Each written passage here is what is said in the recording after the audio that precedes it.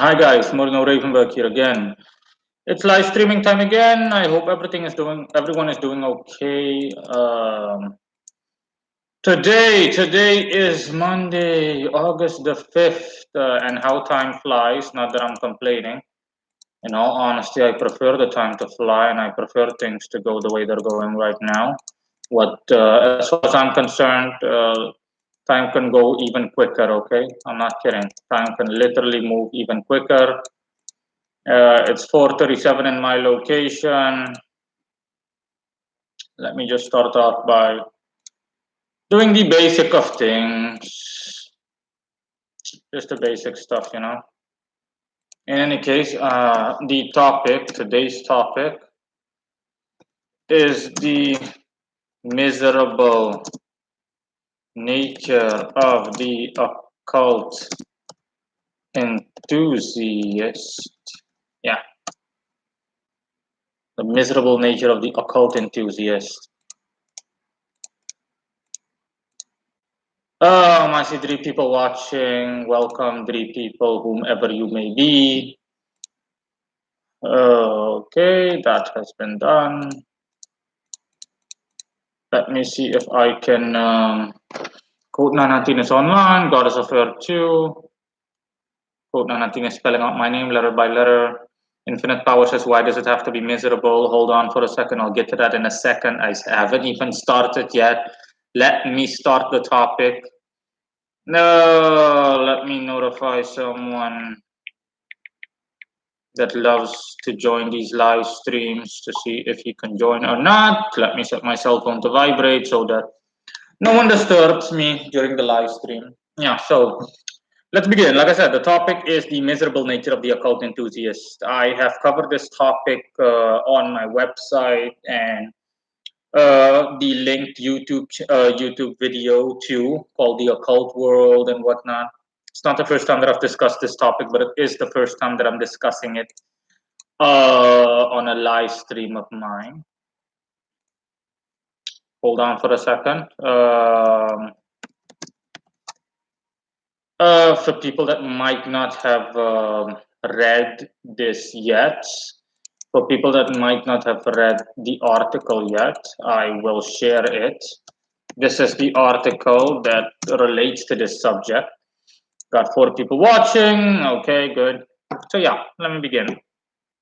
It is no misery. It's no mystery, and it definitely isn't a surprise that the majority of people that have an interest in the occult enthusiasts, you name it, whether they're people that practice the occult or people that are just armchair in the sense that they just have an interest in the occult. They like the occult.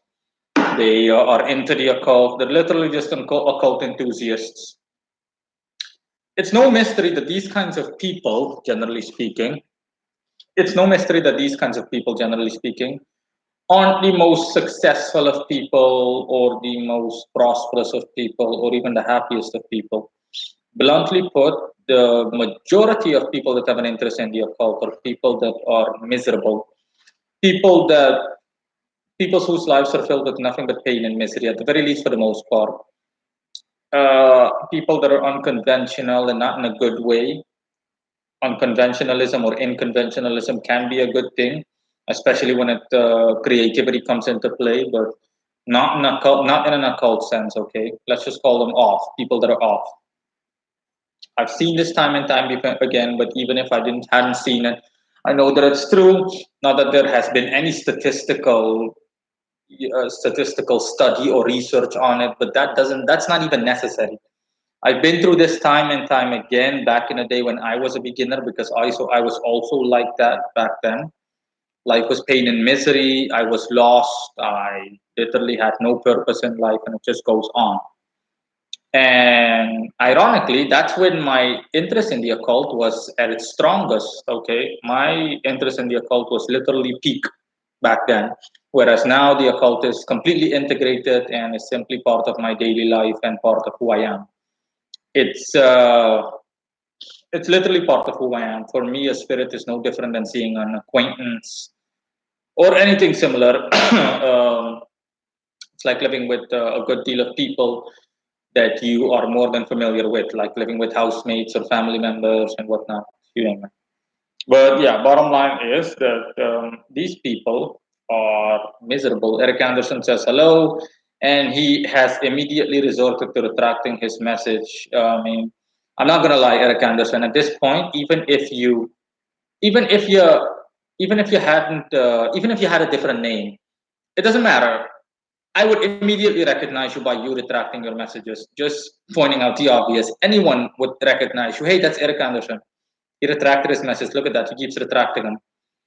In any case, relating to the subject, yeah, especially for new people, occultists, generally speaking, occult enthusiasts, these people are losers. They suffer from they simply suffer, period, okay? They're either dead broke, they have no money whatsoever, they're struggling to get by. They suffer from a range of either psychological or physical disorders. They're either people that are generally speaking weak willed physically or astrally or mentally. They lack willpower, they get sick often, they either have some kind of respiratory disease or some kind of medical condition, or they have some kind of mundane psychological disorder. Not that they're insane, but to be honest, some of them are not far removed from that statement. They're not far removed from being insane, but they suffer from mundane psychological disorders, things that like OCD and whatnot. You name it. That's what occultists look like. That is also one of the main reasons why people that generally speaking don't believe in the occult, or better said, they don't believe in magic, they don't believe in occultism as a whole, and to them magic isn't real and so on. It only further supports that, something like that. The simplest argument that these kind of people make, the simplest argument that occult skeptics make, or to simply say that, listen, okay, the nature of the occultism is contradictory. I mean, here you have a subject that promises the world, in short, literally the world and more, and yet its practitioners, even the best of its practitioners, those that are basically trendsetters of the practice itself or the practice themselves, they have nothing to show for their lives, not even on a mundane level. Life is nothing but a struggle for these people, nothing. And yet these people are basically the leaders of their own occult movements and whatnot. So if even the best of the best within that world, the occult world, can't even do anything to get by or can't even accomplish a fraction of what the occult theoretically promises in power and in enlightenment and advancement and so on. If I mean, if even they can do it, it's literally the equivalent of if it's the equivalent of a country, for example, that tries to pass itself off. Oh, it reminds me of Suriname. It's the equivalent of a country that tries to, or civilization that tries to pass itself off as being progressive and being on top of the world and being advanced in practically every aspect of life or existence. And yet, its most fundamental or its primary role model, basically the best of the best that that country or civilization has to offer, are just losers. You name it. They're ugly. They lack proper hygiene. They're dead broke. They're unemployed or they're working some dead end job, and it just goes on. That automatically causes a generalization, and it's an accurate generalization. Okay, that's the whole definition of a generalization. Because what the rest of the world, if that the rest of the world sees that, they're automatically going to think, oh, these people from Suriname. Okay, so that means that this entire country or this entire civilization is that's what all people in that country or in that civilization look like. I mean, if Romans from medieval times were, fat slobs that could hardly even pick up a sword, I can guarantee you that Rome would be literally invaded, okay, or at the very least, every civilization out there that wanted to conquer the Romans would say, okay, look at that. Rome is filled with nothing but a bunch of fat, worthless slobs that can't even pick up a sword or a shield properly. Plan the next march, okay, assemble the army. We're heading to Rome. That's what would happen.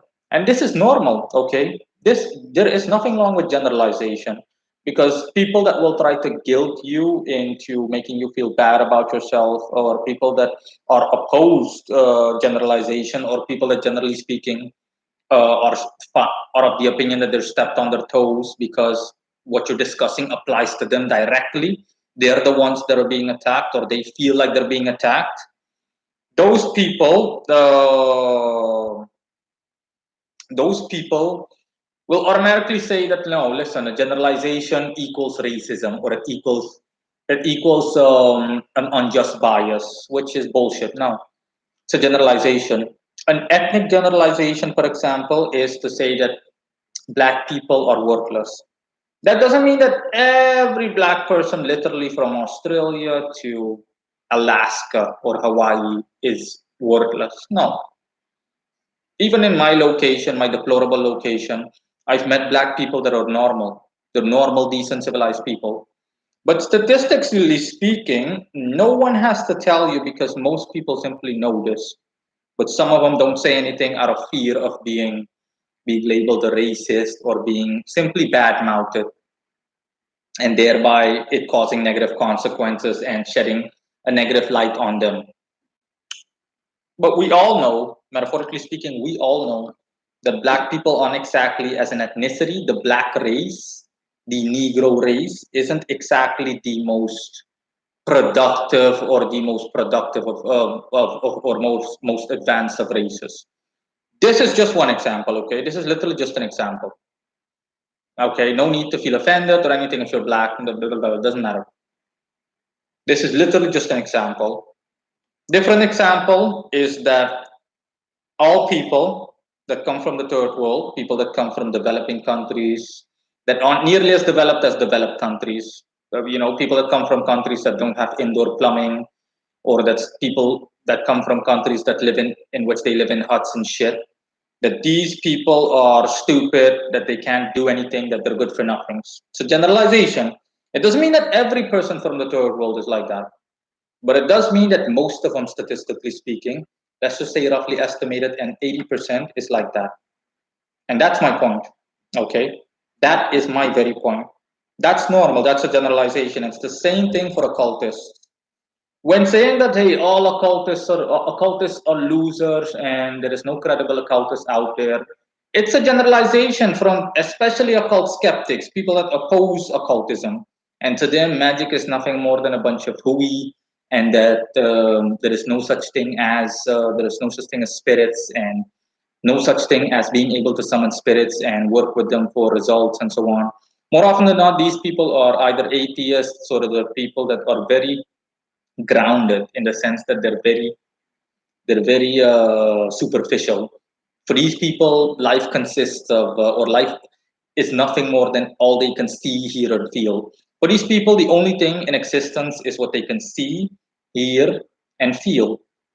So there's nothing else. So everything else, even the afterlife, is just bullshit. They're of the opinion, for example, that when you die, it's just lights out. It's similar to turning on the lights off in a house at night, and everything just goes dark, and boom. For them, existence ceases. They see themselves as robots, if you will, in that regard, or in that aspect. Um, Hold on for a second. Does anyone have any questions up to this point, relating all the things that I said?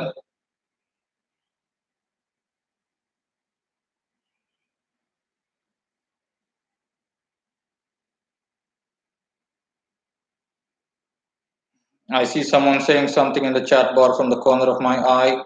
Hold on for a brief moment. I just need to send a WhatsApp message to someone.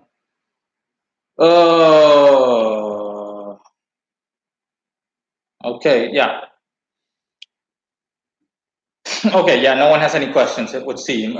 Jason Dunn has joined us. Great topic. Your auric field is glowing. Yeah, thanks, Jason. Eric Anderson says you're right. No questions. Oh, Nanantine says, yeah, you're right. I'm best example for an armchair occultist. No medical conditions. It's like I'm getting a free psychic reading. I'm just afraid of doing wrong steps. I'm just miserable like old Morino, of course. Money is the only issue I have. Occult experiences also joined us, and now we have I have 8 people watching this and one upvote 15 minutes into the stream. Jason Dunn says, did you gain this knowledge and insight from working with the spirits? Gregory M is here. What's up, guys? Hello, Gregory M. Jason Dunn, no. It's just my own knowledge and insight. I knew all of this before I even, to be honest, got into occultism because I freely admit it. I'm not denying it. I was pretty much a textbook example of what a wannabe occultist was. I was one of those kind of people that was heavily into demons and the left hand path and the dark side of occultism, as in demons are cool, man, rock on, bullshit. That's what I was like. That's what I was like when I literally put my first baby steps into the occult world. And I didn't exactly gain respect from other people by doing so. But as the saying goes, you live and you learn. I It took a good while, of course, and a lot of struggling. But after a while, I turned into a real occultist. The difference between me and a stereotypical person back then, just a stereotypical wannabe occultist, was that I really was serious. And serious in the sense that I literally I just moved Earth and everything else around, okay? I would literally move heaven and earth around. And that's pretty much what I did, metaphorically speaking. I was dead serious and I put everything on the line, my life, my existence on the line for occultism. And that's what gave me the breakthrough because I was already handicapped, if you will, occult wise. For me, it wasn't as simple as taking a course or anything like that. Nah. But yeah, that's just a brief example. Point is that a lot of people that have an interest in the occult, I've been through it time and time again with wannabe customers, people that want to be customers and whatnot. It's almost like a bookmark sentence. It's like a bookmark sentence. I can't afford it. It's too expensive. Can you help me out first, and I'll pay you afterwards when the results manifest, or when some other bullshit that they want to throw your way. That's what I got. Those are the replies and the reactions that I got when I was a beginner, when I first started my business. You name it. I had dumb Africans from Africa. Hello, my brother. Can you help me out? I don't have any money. I had people from all across the globe. It does not matter where these people come from, okay? It's just, oh, Chris has come online. Hello, Chris. Hey, all. Jason Dunson's great answer. Yeah, I relate a lot to what you say. Good, good. The entire gang is here. The people that are usually online. Oh, Jason, what am I saying? Jason Dunn. David B is the only one that I'm missing in this whole debacle. In any case, yeah, that is pretty much the that's pretty much the thing. Okay, with these kinds of people, that's why I honestly, as brutally blunt as I am, generally speaking, occult enthusiasts, people that have an interest in the occult, are similar to vermin, honestly. You can equate them to people from the third world. Now, keep in mind, I'm not saying that everyone out there that has an interest in the occult is vermin. The very fact that I have cultivated a good deal of friendships doing what I do with people all across the globe is a testament to that. But statistically speaking, we all know that I'm right. At the very least, 70%, 75%, 80% of people that have an interest in the occult are just They're people that are off. Something's wrong with them. They're unconventional in an abnormal way, um, and they're not successful. I mean, how often do you see a CEO? How often do you see someone that has contributed to mankind be an occultist or similar? And I'm not including people that basically hold, for example, the organizations that are allegedly believed to hold the rituals and that obtain their power and their success status from alleged spirits that they have made deals with, so-called deals with the devil. I'm not including that. Okay, I'm talking about legitimate occultism. I'm not talking about human sacrifices and all kinds of urban legends. No, no, no, no. I'm talking about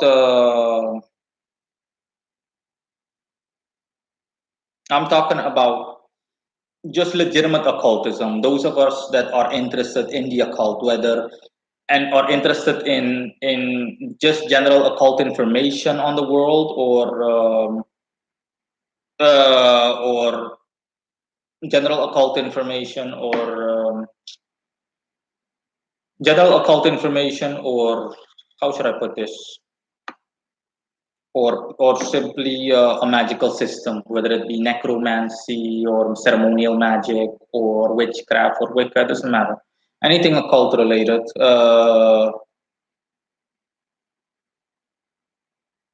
Hold on.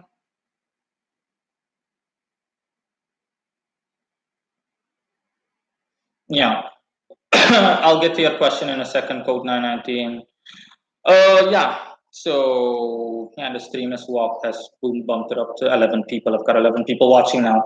Yeah. Yeah,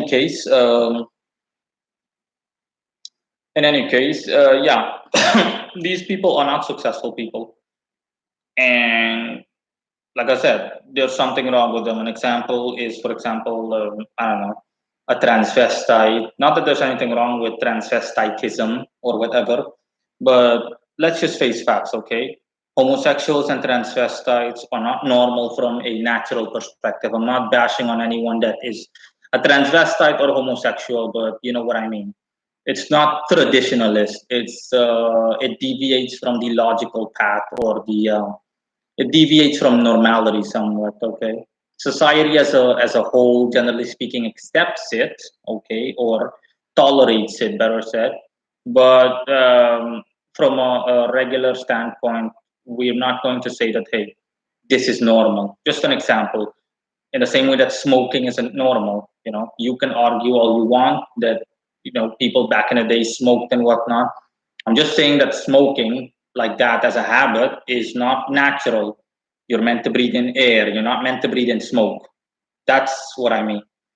And someone who works a dead end job, and someone who lacks purpose in life, someone who doesn't know where they're going, someone who either has a violent history or a history of pain and misery, either domestic abuse or marital abuse, or sibling based abuse, or someone that comes from a broken environment, if you will, environment that is broken and miserable, and someone who has at the very least superficial psychic abilities or clairvoyant senses. That is what the average occultist or wannabe occultist or occult enthusiast looks like. And it's always the same, the majority of them, even those that are veterans and have years of experience, their work lacks merit, their work lacks results.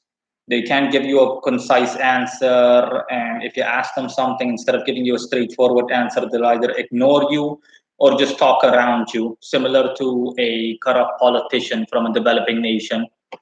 Address a situation directly as a journalist to that corrupt politician, and you'll get answers like, for example, when will this road be asphalted?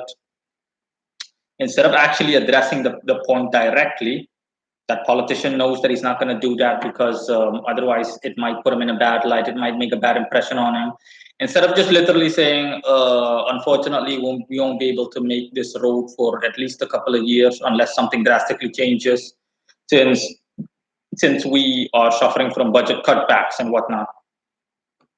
But instead of that, that politician is going to say something along the lines of, "This road is a very old road, miss," and will all of a sudden start ranting about a brief, superficial history of the road and the neighborhood that it's in, and it just goes on to the point where the journalist just stops the whole interview and so on, and it just leaves you in a haze. But that's normal. See? And in that same way, I experienced this myself when I was stuck. No one could help me. When I asked people direct related questions, instead of actually answering me directly or telling me, "I'm sorry, I don't know, I can't help you," they're just going to either ignore you or come up with a bunch of stupid, nonsensical theories that, hey, this might be wrong with you, that might be wrong with you, without being able to explain it. And that's what, generally speaking, occultists look like. They can't explain, someone that can explain his craft. If you met a bookkeeper that can explain something to you, or you met a linguist, someone that knows several languages, but that person can't explain to you the who, the what, the where, the why, and the how, then you've got a problem, okay? Then that person, generally speaking, is either not legitimate or is really bad at what he or she does. And that's my point, okay? You need to be able to, that's what the occult world unfortunately looks like. Within the history of mankind, I can't think of a single occultist that has really been successful in the sense of, hey, this guy has done things that no normal person can accomplish, not in the way he accomplished it. You know, this occultist has done something that, nah, the average person simply can't do. This occultist is clear, is concise in what he says. I understand everything that he's saying. The things that he's saying are not only logical, but they make sense statistically. It just goes on. The majority of them are just, everything is just obscure and whatnot. And of course, something that really does not help is the incredible amount of scammers out there. Scammers or occult scammers are simply people that exploit the weak and the vulnerable within the occult community with the promise, the false promise, of course, of help, of salvation, if you will, in some extreme cases, and not only not delivering that, nor being able to not deliver that, but also just swindle the person for all he or she is worth, financially speaking. And of course, it's like shooting fish in a barrel, because the occult world, based on everything that I said, is filled with vulnerable individuals that cannot see things clearly and therefore are very exposed and vulnerable and therefore open to simply being taken advantage of in whatever way, shape, or form you can possibly imagine. It doesn't just have to be money. I reckon that, generally speaking, that uh, a woman that is, generally speaking, down in the dumps and depressed, similar to a woman that's down in the dumps and depressed, is also easier to take advantage of sexually compared to the average woman. That's an example. Um, but yeah, that's my point. Okay, I mean, just think about it. Not once in the history of mankind that I can remember has there been an occultist that has been so successful that he's almost become mainstream. An occultist that says, an occultist that did something, that really did something exceptional that the entire world took notice of. Something, someone that really cemented his place in history or similar. No one, nothing. I mean, it doesn't make sense whatsoever, because the difference between me and the average occultist, I'm not putting myself on a pedestal, but as usual, I don't give a rat's ass. I don't care about who thinks I think I'm arrogant. I don't care. I don't care. I don't give a shit. Literally, I don't give a shit who thinks I think that I'm arrogant. Point is that the average point is that the average person has never accomplished within the occult, has never accomplished anything that's really noteworthy. That's my point. It's always the same thing, and the difference between me and the average occultist out there is that even as a beginner, I was very critical, even self-critical, and my stance on the occult was also the same stance that an occult skeptic has, someone that opposes occultism. My simple argument was, okay, listen, people that hate the occult and that say that magic aren't real are right, at the very least partially, because here you have something that promises the world. Okay, grimoires are filled with promises of being able to make you wealthy. Grimoires are filled with promises of being able to of summoning spirits that can make you wealthy, that can literally grant you the world, that can make you do ridiculous wonders. You name it, be able to do this, be able to do that. Grimoires are filled with it, or practically every grimoire out there. Okay, content-wise, wants the highlights obtaining, being able to obtain the same thing via spirit work in general, or in most cases, the same things that practically every human being in this world desires. The average person desires wealth, power, status, recognition, you name it. I mean, simple ascendance, either spiritually or also physically, in the form of health, physical and mental or psychological health, astral health. It just goes on. And then I'm looking at practitioners, of which even the best, basically the so-called best of the best, have difficulty even obtaining one of those things. And this was back when I was a beginner. Okay, the same point that I highlighted. I'm not saying you have to be a multimillionaire. That's what I told the other guys. So I'm saying, okay, listen, I'm a beginner. You're the so-called master, okay? I'm not saying that you have to be a millionaire or you have to be this or that. Although, to be honest, at the very least, theoretically, you should be. If you claim to have mastered occultism and you have this and that and this and that and so many years of experience, okay? But at the very least, you should be able to. At the very least, you should be able to achieve a moderate level of success. You should be sitting pretty, if you will, or you should be on easy street. You should lead a life, generally speaking, that from which I can see that, hey, listen, I'm seeing results when looking at you, especially as time passes by. I'm seeing that you're doing well and whatnot, but not seeing any results. I mean, you're a practitioner with 25 years of experience. Okay, you're almost retirement age, and okay, you're unemployed, you live off of welfare, you live in a shithole apartment or whatever hellhole you live in that you call a house, you have nothing. Misfortune after misfortune befalls you. You get mugged, you get robbed, this happens to you. Your girlfriend breaks up with you after abusing you verbally for a year. I mean, the misery never ends. And I'm like, seriously, this is a so called master of the occult? Seriously? I mean, it's the same thing that I completely sided with back then, and I still side with them on that. I sided completely with occult skeptics, and I was like, nah, occultists are full of shit, and yeah, the occult world lacks merit. Okay, a lot of these people are just worthless parasites and vermin. That the majority of them that have no idea what the hell they're doing or what they're talking about.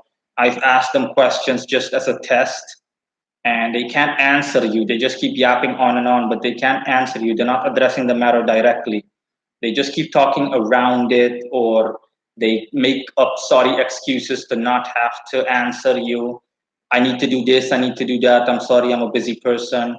Or they just ignore you all right. If it's, for example, if you're doing it online and in an impersonal way, either via email and so on, you just don't hear from them anymore, or they proceed to block you, a bunch of shit. And yeah, that was the difference. Okay, that's also one of the main reasons, or just the main reason, the primary reason for why I do not like other occultists and why the occult world is one that I really distance myself from. That's why I'm not a member of any forums or any groups, nor do I want to be. I mean, back in the day when I was a beginner, I was literally a member of at least 10 to 20 groups on Facebook, every social media outlet you can imagine. I was in every group you can imagine that related to occultism. I was in online forums. It just never ended with me. I literally had everything bookmarked. And later I said to myself, nah, I'm gonna go off the grind. I'm not kidding. I'm really going to. I removed myself from every group and I said to myself, nah, the only presence that I will have and maintain will be my own. Okay, my own website, later on my own YouTube channel, and my own Facebook group in which I manage everything. And the only reason the group exists, I said this before in the past too, is for people that don't have, for example, people that simply aren't keen on going onto a website platform, like the one I'm on, WordPress. People that don't have a WordPress account or any other account, and so and whatnot. Okay, that's all. These people can simply, if they have a Facebook account, a social media account, they can simply become a member of the group, and they'll get updated on new articles that way. Because every time I publish something new, even live streams, I share it by default in this Facebook group. So yeah, that's a nice way to remain updated on my progress and occult works and all of that. It's something for everyone. People that aren't too fond of emails and all of that. But yeah, that's the difference. I've been through that, and it's not something that I just did for a short while now. I was a member of all of these things for years. Okay, at least 2 years, every day in and out, being active on Facebook groups. Some of them I got banned because I was outspoken. They didn't like my outspokenness and how direct I was and how straightforward I was, and the fact that Others, they simply banned me because they felt stepped on their toes, justifiably, from my perspective, because I called them out on their bullshit. I openly told them, you guys are pieces of shit. You guys have no idea what you're talking about. What you've done, no ritual. What would you have? Nothing. And they just didn't like it. They couldn't deal with harsh reality the way a lot of people in the world cannot deal with harsh reality in general. But yeah, that's what the occult world looks like, and that's what it will always look like. Even customers that I've had before they met me, they've told me that, hey, I really wish I met you beforehand. I had so many people that just scammed me, guys that just took my money and ran, and all of that. It's just, yeah, it's not pretty. Okay, it's an ugly world. Okay, the occult world is an ugly one filled with deceit and misinformation and contradictories and a world lacking merit and value. Again, that's why you rarely see any successful occultist, anyone that's doing well. The person has a good job that he likes. No person that has a high quality that has a decent quality of life, let alone a high quality of life. Someone that is, has a good job, things are going well for that person. That person is healthy, psychologically as well as physically. Person has, the person is doing okay in his or her life. Person is doing well. The person has purpose, has focus. That person knows where he or she is going.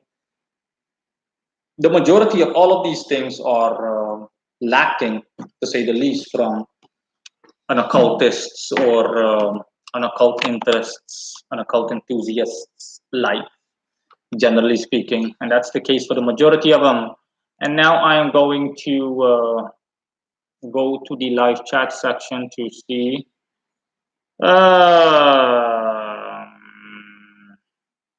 Hold on, the person that's WhatsApping me.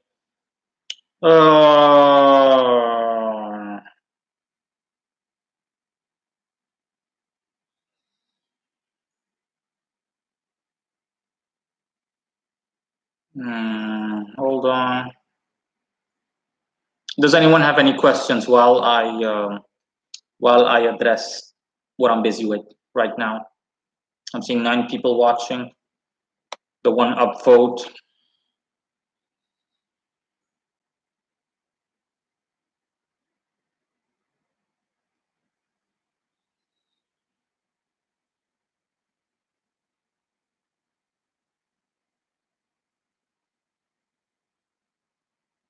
No, I'm sorry for the brief silence, okay? This is just a breather that I'm taking because I'm not gonna lie. Talking basically non-stop for stream is going on half an hour now, over half an hour, 37 minutes is also can also be a bit exhausting, I'm not gonna lie. Oh,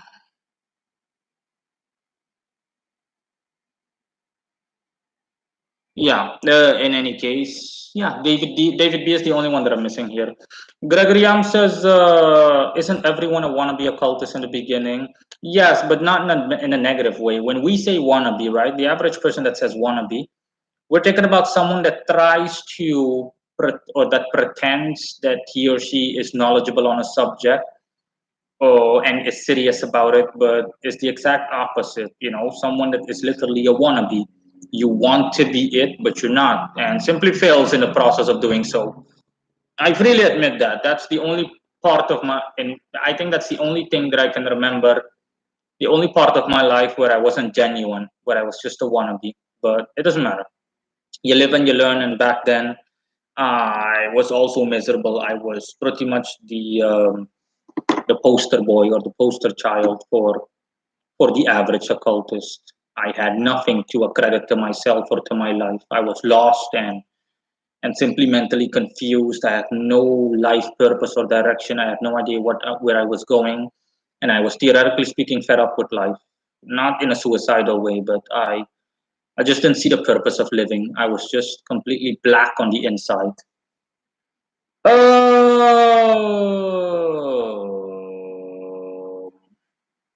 So yeah, that addresses your statement, your question, Gregory M. Code 19 says, when did you make that stockbroker Egregore? I need to check for you. I'm assuming that you're asking that question because you watched the video, obviously. I don't even need to assume. So I retract my statement. You didn't assume. You watched the video and you want to know Hold on, I can tell you. When was his thing? I made him. Shit. Hold on. In March 2017. March 2017. That's when I made him, or that's when I put, at the very least, the documents together. I simply checked everything. I checked my files. Occult experiences. In your experience, have you come across anyone who became a multi-million? What do you mean? Anyone who became a multi-millionaire based purely on their occult abilities? No. Like I said, that the answer was no. Disney Shunak says Yuri Geller. Maybe I have no idea who Yuri Geller is. But again, that serves my point. Okay, I have no idea who Yuri Geller is. My point is that most of us are familiar with general historical figures. Okay, most of us are familiar with Spartacus. Spartacus was a slave that was rose up against Rome and caused them a good deal of heartache and grief by killing thousands upon thousands of Roman legions and blah blah blah blah blah. We're familiar with most of these guys. We're familiar with Rome as a civilization due to its high quality of life back in that day. We're familiar with the founders of the US, for example. We're familiar with George Washington. All of these guys, we're familiar with them because of their degree of excellence, their contributions to mankind, whether it be positively or badly. Okay, we're familiar with Hitler because Hitler was a nightmare to to a lot of people in Europe, at the very least, to a lot of people in Europe. Hitler was the devil incarnate, if you will. But my point is that he's still well known. The reason that Hitler was still well known is because he was so skilled that he made an impression, a lasting, an everlasting impression. Within the occult world, if you ask the average person out there, uh, they don't even know what occultism is. They have no idea what occultism is. Globally, okay, if you were to carry out a survey globally, very few people, I think 3 out of 10 people would know what occultism is, let alone a historical occult figure, someone that did something truly exquisite and something to which the entire world really, that made the entire world turn its head and say that, hey, look what the hell's happening over there. But up to this date, I can't think of a single person. Okay, I mean, I have no interest in like I said, I have no interest in Eastern cultures, especially. I'm not knowledgeable on India as a country aside from the basics, but even I know who Mahatma Gandhi was because Gandhi made that much of an impression.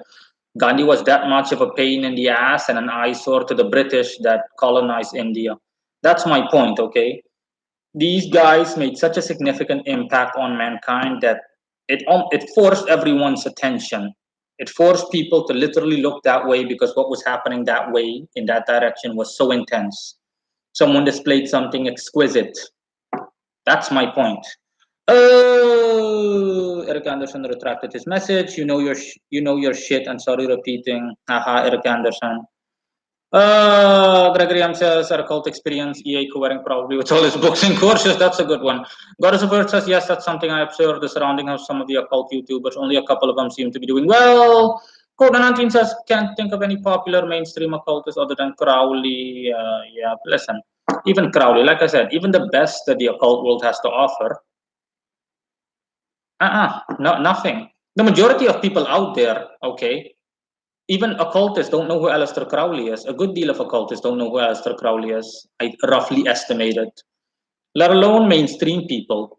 Aside from some hardcore people or people that are just into the paranormal, people that love ghosts and goblins and shit, horror movies and all of that, and people that just have a brief interest in the occult, generally speaking, these people are armchair. They have no practical experience in working with spirits and whatnot. These people are the only people that are familiar with Crowley, and not even the majority of them. Again, if you hold a global survey in every country on earth, ask who Crowley is, Aleister Crowley, they have no idea. Aleister Crowley, the occultist, I have no idea. Miss, do you know who Aleister Crowley is? No. He's a well known occultist? No. No idea. Okay, sir, do you know? No, I have no idea whom you're talking about. What did he do? What did Aleister Crowley do? No, nothing. Nothing, nada. So no, I disagree with that. Crowley was controversial, and as all the other occultists, I appreciate and I'm very grateful for his, eternally grateful even for his contributions to occultism, the world of occultism and occult literature and all the knowledge he passed on, but he was a controversial figure. I've met more than a few people, occultists, that aren't big fans of Crowley for this reason. Crowley was really, honestly, Crowley was what the average non-occult person, the mundane person, would describe as a whack job, to be honest. Crowley, when I think of Crowley, even the his brief life story or just the general things I know about him, life story wise, biographically speaking, he is. I'd say almost it's like Crowley suffered from, like Crowley was a schizophrenic, like he suffered from multiple personality disorder. He was homosexual, I can remember at one point. Then he was this, then he was that. So I was like, okay, what the fuck is up with this guy? Oh, Disney should access Crowley, Kenneth Grant, Franz Bardon, Diane Fortune, interesting occultist. Chris says what you just described I saw as the first test crawling out of all this mud, distinguishing truth from falsehood. Chris says Hitler had ties to the occult, though. I know. So did famous scientists like Newton. Goddess of Earth says maybe the true occultists, rich, etc., are hiding and not telling anyone about their knowledge. Nah, but listen, even the people that are doing well, okay, the people that are hiding and all of that, because that argument has also been made in the past. Goddess of Earth made that mention, okay, that a lot of people, because people have also told me that, okay, you're the only one that I know that is so vocal and that is so open in terms of his knowledge. Most people just keep it to themselves and and blah blah blah blah blah blah blah blah. But I I do not agree with that. I mean, that's not the case. I simply mean that, listen, even someone that hides his knowledge from the occult, these guys, like I said, these guys are guys that are either doing something wrong or immoral. I'm not the argument that you want to make. I understand. I know what you mean, goddess of Earth. That the argument that you want to make is that, for example, you've rich and powerful people, for example, rich and powerful families. Like Chris just said, Hitler was into the occult. But see what I mean? Hitler was pretty much Hitler is probably from all historical world figure. Hitler is one of the only ones the only one, not one of the only ones. He's the only one that I can remember in which that has also been mentioned. But people don't mention it mainstream. They just briefly mention it in a superficial way that, hey, thingy Hitler was into the occult, and this is also the reason why some people equate people that are not knowledgeable on the occult and people that are simply ignorant as hell.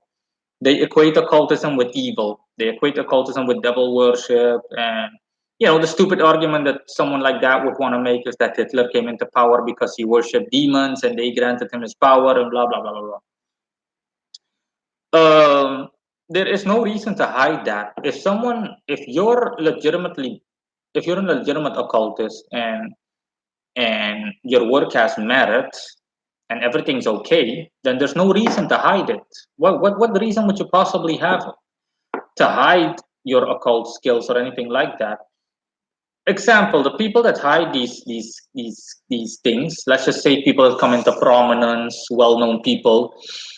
I mean, these people, they hide their occult skills, generally speaking, is because they don't have skills specifically. What they did is something equivalent to devil worship, or they simply sacrificed a good portion of their lives in return for glory and whatnot. It just goes on, okay? Listen, we all know inventors like Nikola Tesla, Isaac Newton.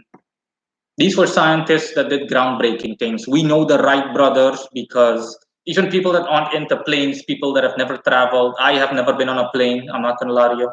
I've never been on an airplane, but it's not a big deal to me. It's just a bus with wings that can fly and shit. That's all it is to me.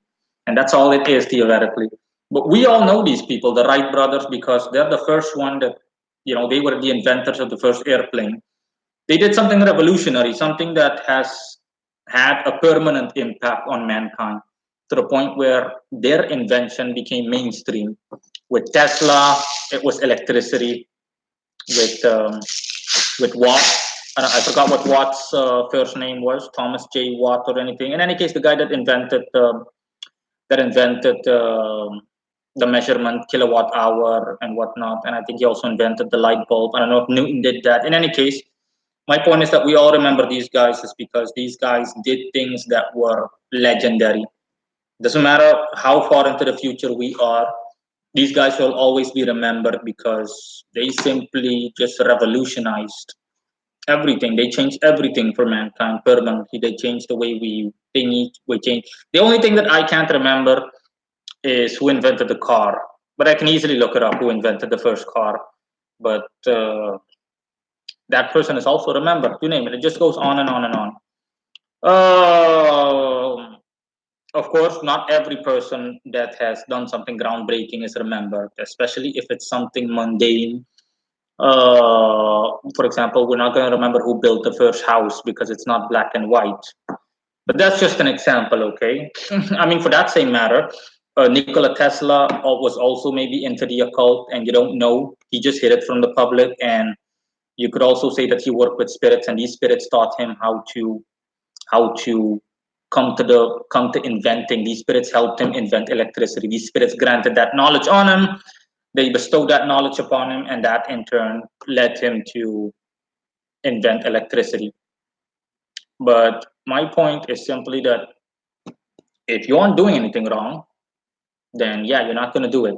I know this by experience. The people that, generally speaking, that are doing well and they are involved in the occult, these aren't occult practitioners. These are simply people that committed to some kind of occult ritual in return for power, basically a one deal, and in return for power and glory and everything, they made some sacrifice that only they are aware of. Generally speaking, similar to, like I said, a deal with the devil, some kind of sacrificing your entire afterlife just for having leading a prosperous life in a prosperous physical life.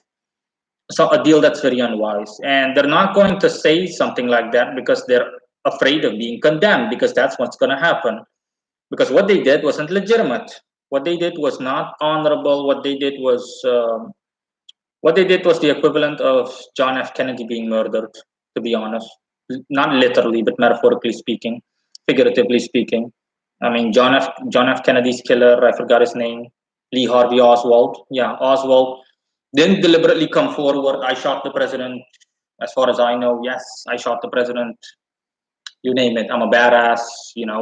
I'm gonna go to jail, but a bunch of women are going to worship me, similar to Ted Bundy. No, no, no, no, no. Okay, it's different.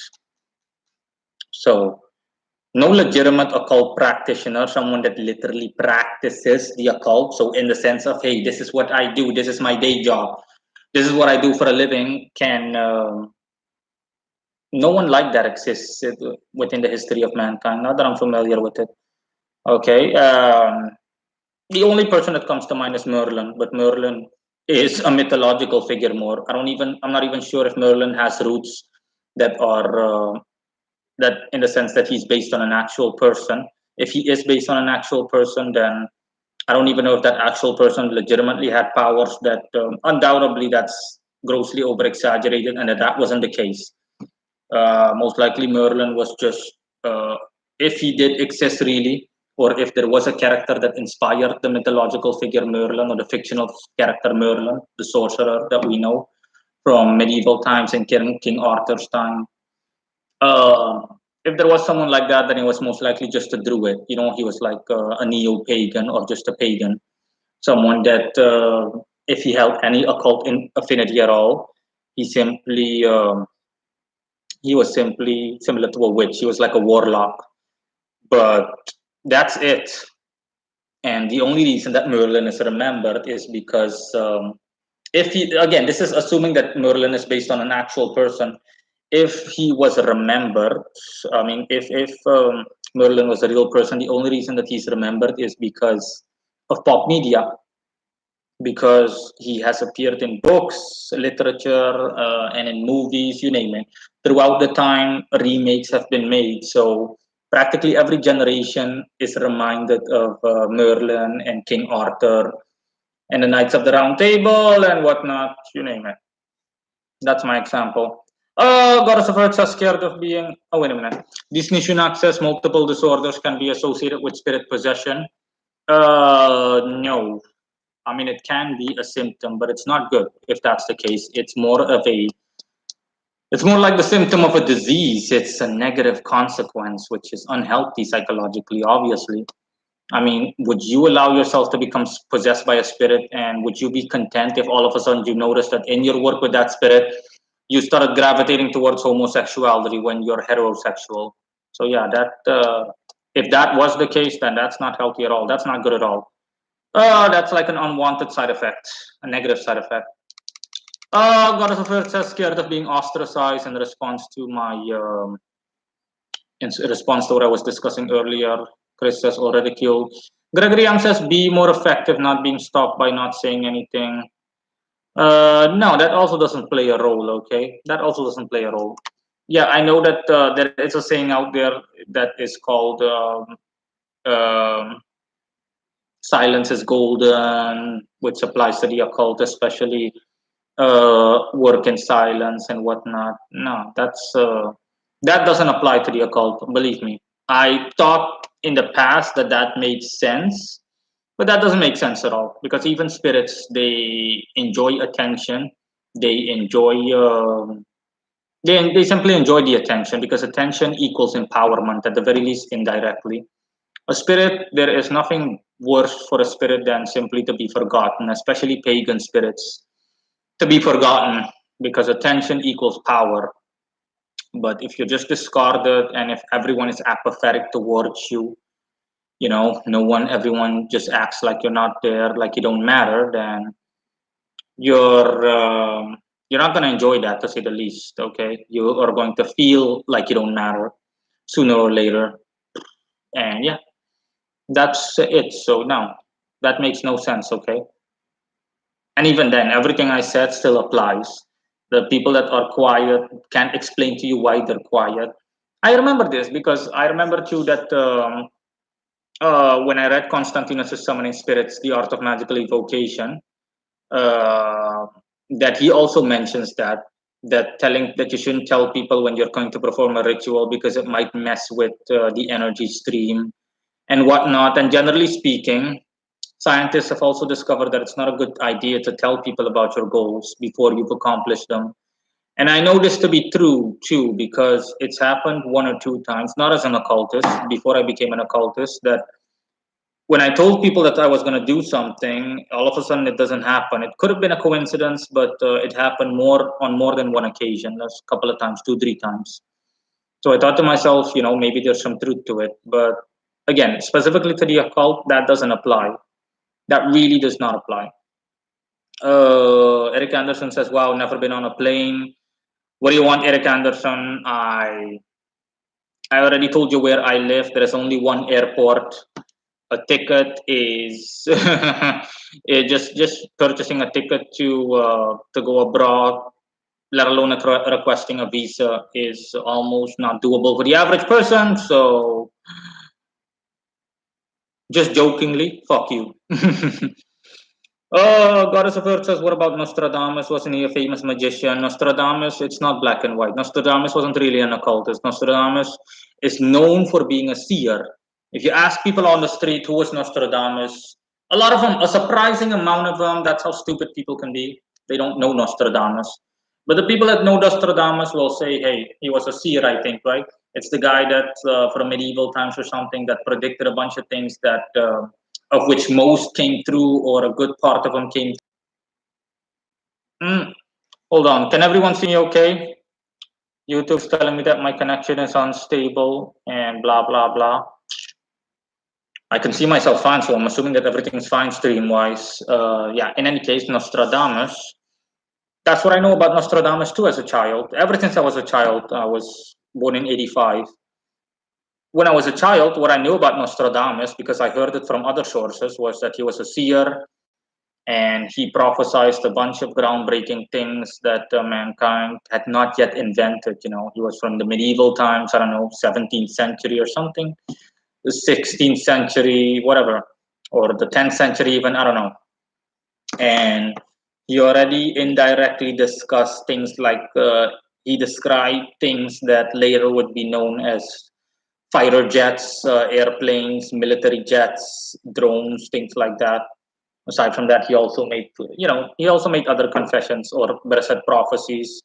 But in reality, a good deal of, not all Nostradamus' predictions came through. A good deal of them did not. So yeah, it's not black and white, obviously. And for that same matter, the same goes for Baba Yanga or Baba Vanga, whatever her name is. I think she's from Bulgaria or something. She was also a seer. These guys were seers in the sense that they predicted the future, not necessarily occultists. They weren't occult practitioners, as far as I know, or at the very least, weren't known for that. Oh, Chris says, you think stuff like this is possible? One ritual without experience and your whole afterlife is gone? Yes, not specifically a ritual in the traditional context. A ritual, by ritual, I simply mean, listen, like a deal with the devil. You don't need experience, you don't need shit, okay? It's like me creating an egregore with people, but that one is neutral. It's neither positive nor negative in terms of morality. But in terms of making a deal with the devil, I can also do that for people in the sense that it's like taking out a loan at a loan shark. That person can be the average person that has no affinity towards the occult, someone that doesn't even believe in the occult. And I'm telling that person, okay, listen, or that person comes towards me, approaches me, and that person tells me, listen, you're a magician, right? Can you see to it that I gain as much power as possible? We're talking about wealth, influence, and all of that within my lifetime, by simply having a spirit do all of that for me, influencing my life that way. And in return, I will serve that spirit in the afterlife. I will be that spirit's slave for a couple of 100 years or even longer, maybe, assuming that the world lasts that long. It's like literally taking out a loan at a loan shark with a 100% interest rate. You borrow what, $5,000 to pay back 50,000. It's ill advised to say the least, and it's the same thing that I tell people. But like I said, it's like someone shooting someone else. Don't blame the gun, blame the person that pulled the trigger. The gun is not to blame. I'm like the tool or the intermediary. Don't blame me if something goes. Don't blame me for you having to serve that spirit in the afterlife. Okay, because I'm literally just the intermediary. I was the tool you used. I was the tool you used, not abused, the tool you used to achieve your goal. And for the spirit, vice versa. But other than that, my hands are clean from the entire matter. So yeah, in that way, it's possible, to literally not have a smidgen of occult experience, to just be the average person out there that doesn't know jack shit about the occult, and yet to accomplish a level of power through influence from otherworldly forces, spiritual forces. And it's more common than you think, okay? Because a good deal of powerful people in the world have made such deals or similar deals, for all we know. But of course, they're not going to share something like that with anyone because it is, their little secret that they would never expose. Otherwise, they die from shame and whatnot. Chris says, what about Jesus as an example for a successful magician? Now, there you go. See, that's an example. People don't like to think about Jesus as a magician, but from an occult perspective, Jesus was a magician, walking on water, exorcising demons or malevolent spirits from out of people, healing people just by touching them. Jesus was a real magician. He was the only real magician that the world ever knew, as far as I'm concerned. No other magician. That's also why Jesus is known. People that even hate Christianity, people that aren't into Christianity, they know who Jesus is. It doesn't matter where you go. You can go into some kind of outback in Australia and talk to some kind of indigenous tribe, an aboriginal tribe. They know who Jesus is. 70% chance at least. Everyone knows who Jesus is. Jesus is timeless, you name it. Everyone knows who Jesus is. Jesus' influence has not waned even a bit. There you go. That's an example of a successful magician. But people don't think of Jesus like that because he's more seen as a savior. He was an occult practitioner in a conventional way. Jesus was literally just a miracle that God bestowed upon the world, if you will. Disney Shinnok says, yeah, Tesla had visions and dreams, and I think he was helped by experienced technician spirits. You mean spirits that are experienced in technology and inventive means? Yes. Eric Anderson says, Chris, haha, he's laughing at the Jesus remark, I'm assuming. Although there's not really anything to laugh about, in my opinion, but hey, whatever. Disney Shinnok, what you said about Tesla, I'm not familiar with that. But even if that was the case, I don't know if Tesla openly stated that or laid emphasis on it. But bottom line is still that did not make Tesla an occult practitioner. That doesn't mean that Tesla was an occultist. Oh, no, what the fuck? Oh, occult experiences. What do you think of Jeffrey Epstein? He's an American billionaire who recently was arrested for sex crimes. Nobody knows how he actually made his money. It's been revealed that he has a giant temple in his private island where he worships Poseidon.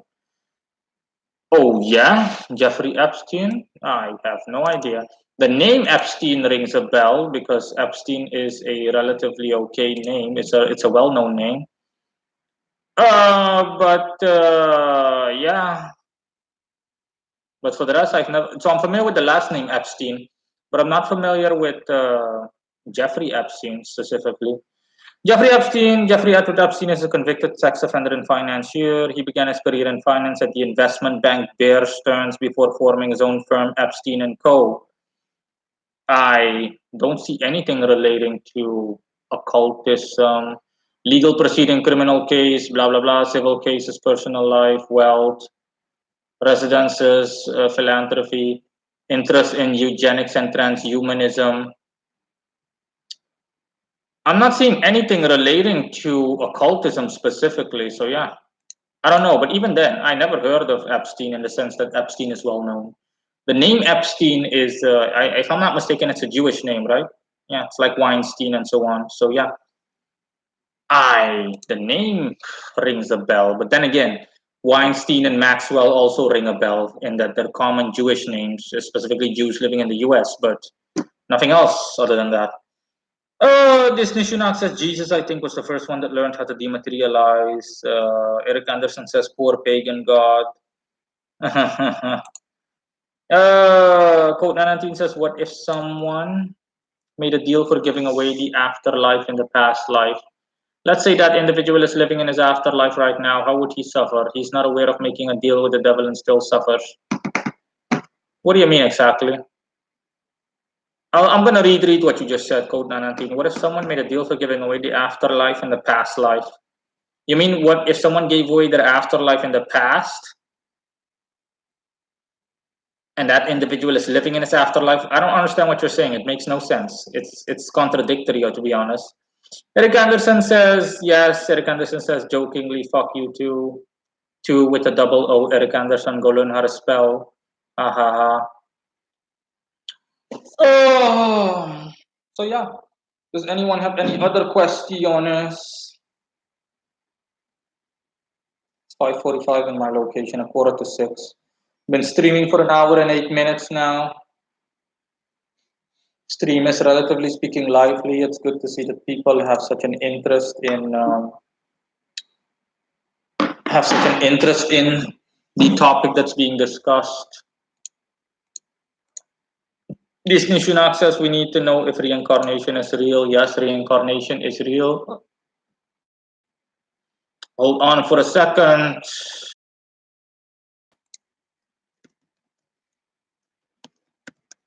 Just give me a second and I will send you the link to an article of mine.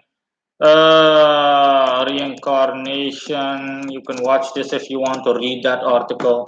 I wrote an article and I have an associated video on reincarnation. So yes, in short, it's real.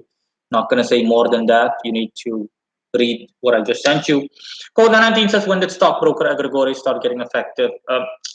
Code 19, you didn't listen back when I said, you didn't listen to the video, okay?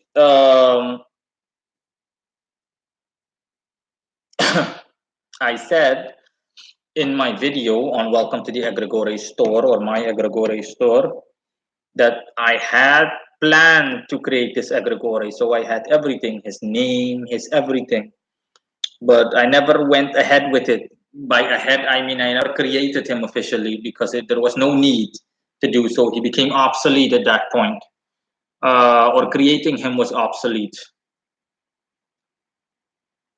Eric Anderson says, really, Jesus was magician. Yes, Jesus was a magician. From an occult perspective, Jesus was a magician.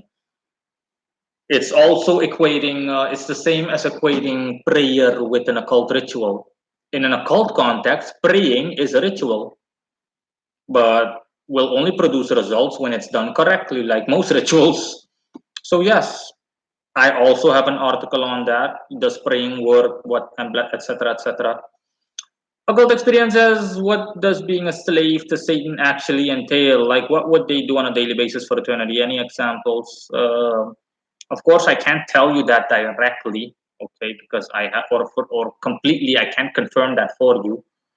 But listen, if you were to commit to such a deal in the afterlife, you would literally be that spirit slave. That means that you'd have to work under that spirit and commit to a bunch of tasks, the same tasks that you ask the spirit for in a certain way. In any case, it would not be fun. It would be anguish. It's like the astral or spiritual version of community service and slave labor. Disney Shinak says Moses was also a magician. Yeah, exactly. Moses is another example. See, you guys are giving good examples. Now you guys understand. Now you guys get it. But Moses was not the most. Moses' glory as a magician was short-lived because he failed to acknowledge the people that that God was the one that granted him his power and everything, whereas Jesus constantly glorified God justifiably. Whenever Jesus did something, Jesus said, God is the one that makes me do this. I have the power to do this because of him. And Moses, he was just someone whose head became too big, his ego became too big, and he started telling people, yeah, I split the Red Sea, and that's how it happened, at least according to the Old Testament. And then God said, no, you shame me, okay? I'm the one that split the Red Sea, and you just took credit for my fucking work. No, it's not gonna happen. I'm gonna kill you now, and we'll see. So to speak. But yeah, Moses is also a good example of a magician. But that's why everyone also knows Moses. Whenever you mention to someone Moses who the biblical character Moses. Oh yes, Moses. We know Moses. Doesn't matter. You can go to the Middle East. Yes, Moses. We know Moses. Yes, people know Moses. But says, LOL, we're all magicians, whether we know it or not. Occult experiences, David Copperfield was a magician, but is he an occultist now? There's a difference, okay? That's also the reason why occult magic started to be spelled Magick. Magic can refer to an occultist or the practice as well as an illusionist or stage performer as well. No, fucking autocorrect or typos. Yeah.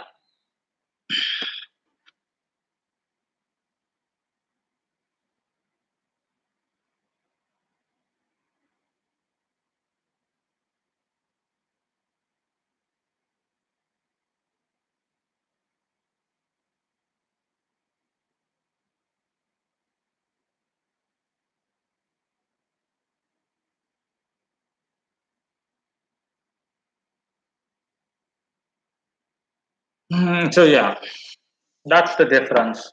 That's also the reason why occultists. I don't know which occultist specifically, whether it is whether it was Aleister Crowley, but that's also why occultists started spelling. That's also why occultists they started spelling magic with a K at the end instead of just Magic. It became Magick in order to distinguish the difference between an actual magician, so an occultist, an occult practitioner, and a stage performer like David Copperfield. That's the difference. They obviously didn't perform any real magic. For them, it was literally just an illusion, an illusion from which they distracted, that they were able to perform due to misdirecting and distracting people. For example, doing something so quick that you can't see it, or creating a diversion to the point where you don't see what I'm doing, or you didn't pay attention to what I was doing. That's the definition of an illusionist or a stage performer. Disney Shunak says Jewish people wanted to go create Jesus.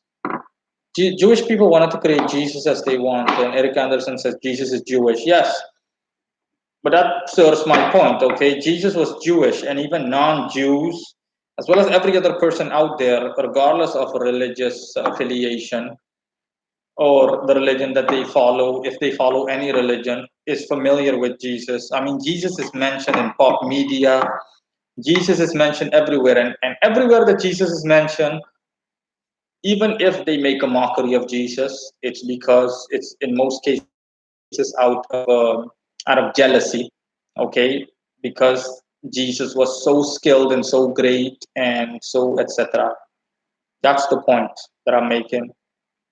All references from Jesus, either directly or indirectly, were stated how great Jesus was. That there was no one in the world that did the things that Jesus was able to do. No one, not a single person. And they are right, of course. Oh, so yeah. Anyone have any other questions? Any other questions relating to this topic? I will admit I do miss David B a bit, but he's most likely at work or he is busy uh, doing something else. So regardless of what he's doing, I just hope he's enjoying himself. Oh.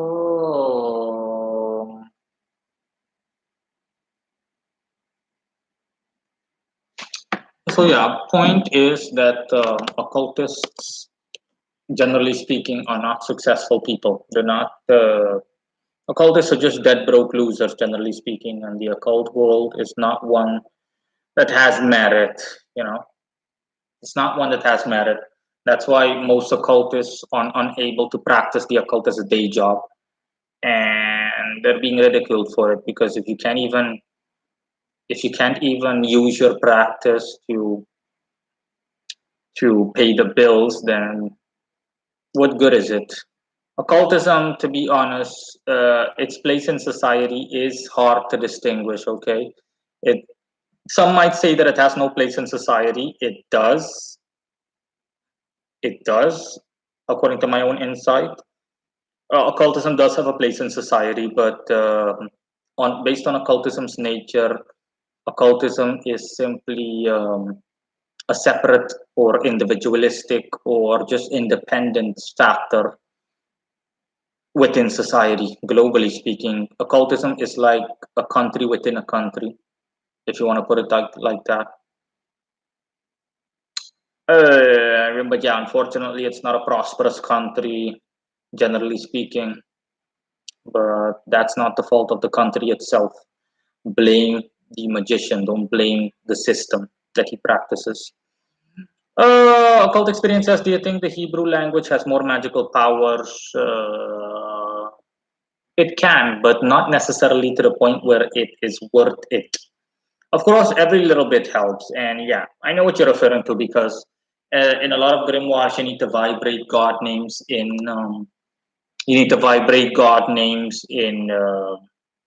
Hebrew. I'm sorry. What you're seeing right now is the sun on my face. The sun is shining directly at me or on me, whatever. Sun is starting to go down. It's already 5 minutes to 6 p.m. And yeah, occultism. Vibrating god names and so on in Hebrew, as well as addressing spirits in Hebrew and speaking Hebrew to angels, or just working with Hebrew as a whole, can be an improvement, but not necessarily to the point where it's worth it. It's basically a very minor factor. It's all up to you whether you want to pursue it. I remember I looked into this back in the day, and I wonder is it worth picking up Hebrew lessons? And it turns out that it wasn't worth it. I looked at it and everything. I did my research and I said no. Occult wise, it's not worth the effort. No. Chris says I have to go. Have a good day or night, everyone. Yeah, bye, Chris. Eric Anderson says I miss a bee. Yeah, and it would seem that code 919 is also has also left. Are you still here, Code 919?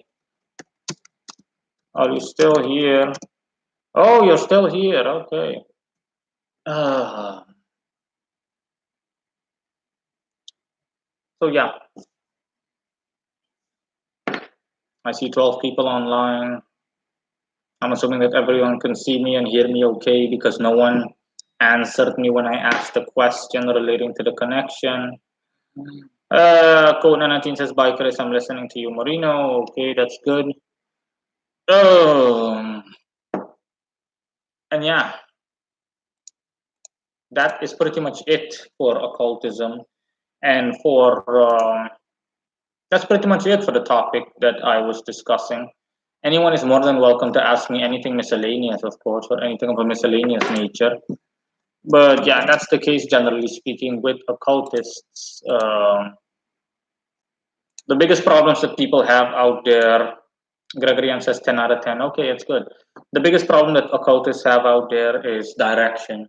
Like I said, if you want to learn how to practice the occult or how to practice any magical system, the hardest thing is to find a course that will guide you in that direction in a proper way.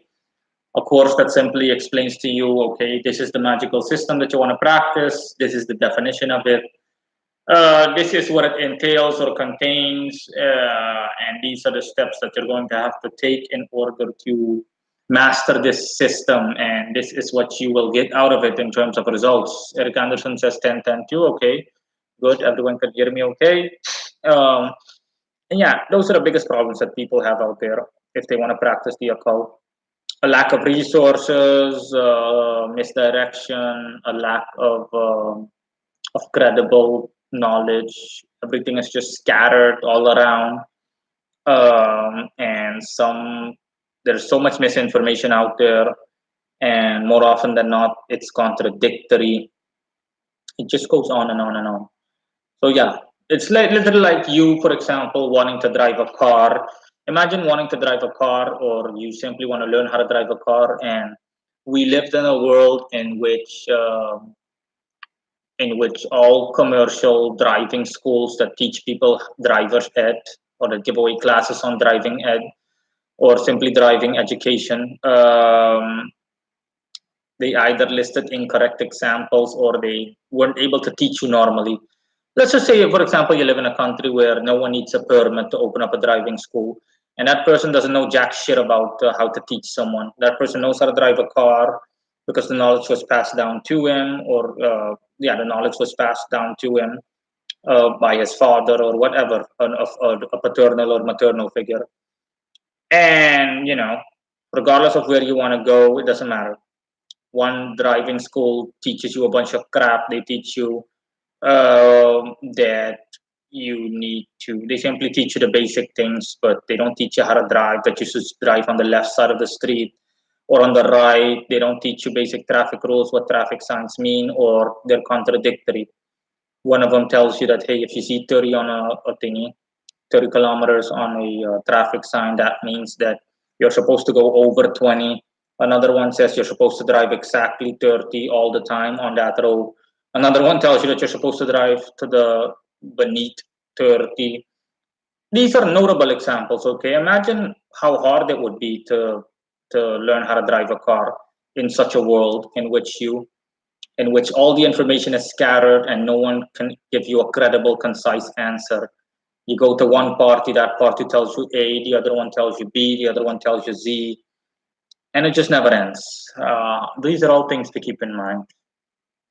So yeah, that's what it's pretty much like, and that's also a reason why the occult, aside from the fact that the occult is by nature clandestine, it will never be mainstream. Aside from that, from what I just said, that's also one of the reasons that occultism will not be one of the main reasons that occultism will never be mainstream. Aside from the fact that being mainstream is contradictory to the nature of occultism, it's also all the other factors, the misinformation and everything, that makes it so that it's not mainstream, because the quality of a product makes it mainstream, and it's the ease of accessibility, the ease of access, how easily can you access it, and how often it's used within a daily context. That's my point, and that's what makes it main. That's what makes something a subject mainstream. But like I said, for occultism, we'll never get there for these same reasons. Occult experience says Aristotle Onassis was famous for saying anyone can be a millionaire, but if you want to become a billionaire, you need astrology. He did well for himself. Code 19 says, is it possible to get rich by studying their birth chart alone? No. To occult experiences statement, no. Okay, Aristotle simply referring to the fact that you need to know yourself. I said this in the past before, and that's something that a lot of people don't get. Okay, before I became an occultist, I had hefty plans to become. I was already an astrologer. Like I told people, I was an astrologer before I became an occultist, and someone like me, I immediately saw the potential. That's why I loved astrology right off the bat. And I just looked around me at certain points, and I thought to myself, how stupid is my environment? I mean, are these people so stupid that they simply can't understand what kind of power this is, what kind of power this knowledge can bring you, how effective this knowledge can be? But yeah, mankind is too oblivious to it. They're too stupid, to be honest, a good deal of them. And I just thought to myself, okay, well, fuck you guys. I am going to reap the benefits from astrology as much as I can. And I've said this in the past, okay? The whole point is the reason that if Aristotle made that statement, then it's simply because it's simply the fact that he's referencing to the saying, God lies with the kingdom of God lies within you. Know thyself and thou shalt know God. It's an astrological reference, specifically, or an occult reference. The references to you being able to achieve tremendous successes,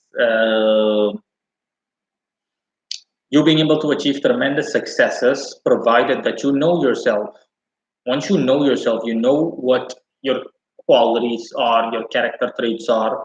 The majority of people out there, they have no idea what they're good at, what their natural born talents are, whether they're good in investments, whether they're good in the entertainment field, you name it, drama, tap dancing, acting, whatever.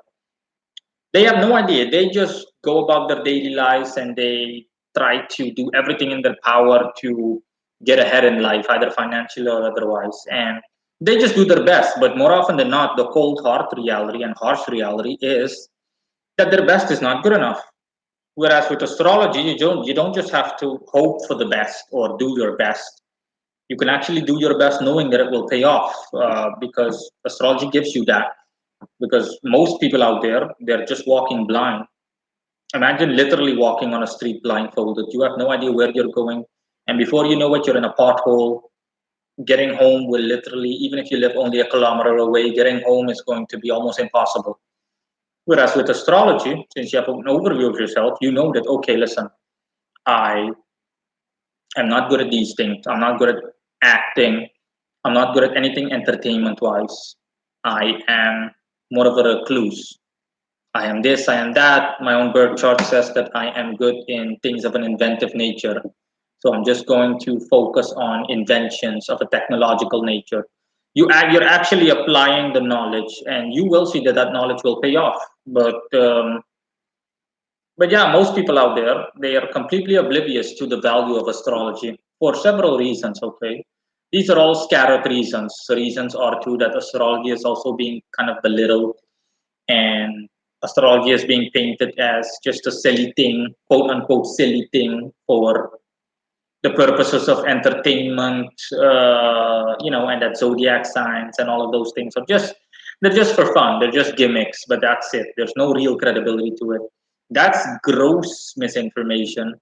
And aside from that, there is also the fact that the subject is simply the subject simply gains to fails to gain attraction fails to gain traction within the minds of the average person. It's like throwing pearls to swines, literally. That swine cannot possibly comprehend how valuable that pearl is, so he does a bunch of stupid stuff with it. He puts it in his mouth, he defecates on it, even, you name it. It's the same thing with the average person. Don't throw pearls to swines, just like Jesus said. Don't give that which is holy to the dogs. You don't give divine knowledge, something like astrology, to effective astrology, of course, practical astrology, to someone, to an average person, because in most cases, the average person is simply too dense to to realize how much potential that lies there, let alone how to actually apply said practice or said potential. It's sad, but yeah, doesn't matter. It's their problem.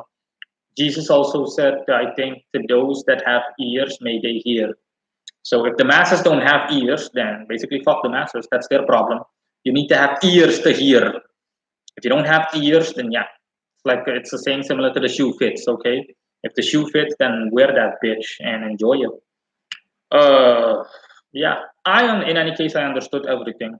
That's why I love astrology so much, and astrology is also part of my daily life. To be honest, for me, casting a chart can happen in literally under 5 minutes. I can easily cast a chart. Pop, pop, pop, boom, done. And yeah, I in any case put all of my information to use, and I've discussed this in a past live stream too. I've discussed all of these things in past live streams, at the very least briefly or moderately. That my own birth chart gives everything away about me. My own, I mean, every character trait down to the minorest, most minusculest of character traits. And shortly summed up, my chart also says that I have no other qualities other than occult related qualities. I mean, I was literally my chart literally says that I'm a born occultist and astrologer. Those are by far my strongest character traits, and I have no other traits that I can benefit from, career wise as well as otherwise, to make a living or similar. No, none of that. I'm not good at investing. I'm not good at banking. I'm not good at construction work. I'm not a good engineer technologically or in any other way. None of those things. I'm not a good linguist. No, no, no. There are very few things that I could actually make use of. We're talking about there are very few there are very few to none that I can make use of to make a living other than occultism. That's why my entire chart lays heavy emphasis on it. My chart basically screams, hey, listen, you're a born occultist, you're a born astrologist, an astrologer. You can also teach other people your occult knowledge and whatnot once you unlock your potential, and it will be an overwhelming success, blah, blah, blah, blah, blah, blah, blah, blah, blah. For the rest, I have no other skills or qualities, okay? My negative character traits also very laid out bare, completely bare. Neurosis, delusionalism, which I suffered from in the past, of course, before I became an occultist. You name it, a bunch of other things. Criticism of others, excessive criticism sometimes. Just goes on. But yeah, that's what meant. That is what is meant. That is what it's meant in any case. And for your question, Code 919, is it possible to get rich by studying their birth chart alone? That question is by far not. I mean, to say that that question is a gray matter and not black and white is an understatement, the understatement of the year. But it is possible to answer your question as simply as possible. It is possible to get rich by just studying your birth chart alone. Eric Anderson says, really just one airport, the whole country, Suriname, just wow, man. Yes, piece of shit, Suriname only has one airport, J.A. Pengel International Airport. It is, I'm not far from it. I think it's like, what, 20 kilometers out of town. Just one airport. Yes, just one airport. So if you want to leave the country by plane, it's going to have to go through that airport. Other than that, you can forget about it. Yes, so the place is a piece of crap. How many times do I need to emphasize this, Eric? But nevertheless, for me, it's nothing, okay? Taking a plane is also nothing. It's nothing. But like I said, I was supposed to be on a plane since November last year, but yeah, unexpected things occur, but it doesn't matter. The show must go on, and that is still going to happen in the near future. Code 19 says, so it is possible to get rich by choosing the right path that a chart shows you. Yes, obviously. Occult experience says Tom Brady's wife, Giselle Bundchen, admitted to being an occultist in a recent press conference. She said she asked angels to help Brady win his Super Bowls. She also makes like $100 million a year. Listen, yeah, but you can't confirm that unless you literally just walk into her closet and happen to see an altar, or she shows you that she's familiar with summoning angels and actually working with them. They're celebrities, man. They talk out of their asses for a living, for once. So they're the last ones that you should take seriously. Just because she makes a lot of money, I mean, doesn't mean that she's an occultist. Next, before you know, you'll have what? You'll suspect Nicki Minaj of also being an occultist. Nicki Minaj is as dumb as a doorknob. Doorknob has a higher IQ than Nicki Minaj, and she still makes a lot of money. No, it's just entertainment. Quote 19 says, "What is your dominant planet?" My dominant planet. I know what you mean by dominant planet. Let me see. It's not black and white. There is no planet really with me that is dominant. Planets, okay? The two most dominant planets. There is no most dominant planet. I'm not gonna lie to you. No, with me there is none. There are multiple. It all depends on what area of life we're discussing. With me, the Sun and Mercury were in Libra when I was born in the ninth. So that's already dominant. Next up, you have Pluto at its strongest in Scorpio in the 10th. Very dominant. With me, every planet almost is dominant. There is no dominant planet with me. In any case, no singular one. My entire chart is just, I mean, and it. I remember when I first cast my chart, my astrological chart. I expected more based on my personality. I thought to myself, I must have a shitload of planets all ganging up together and whatnot. But no, when I cast my chart looked kind of boring. Barely any planets were near each other or anything. Just the Sun and Mercury were next to each other in the same zodiac sign, Libra. And I thought to myself, okay, I have a dull chart, but yeah, the devil lies in the details. And this is especially the case with divinatory methods, especially astrology. You really need to look into detail.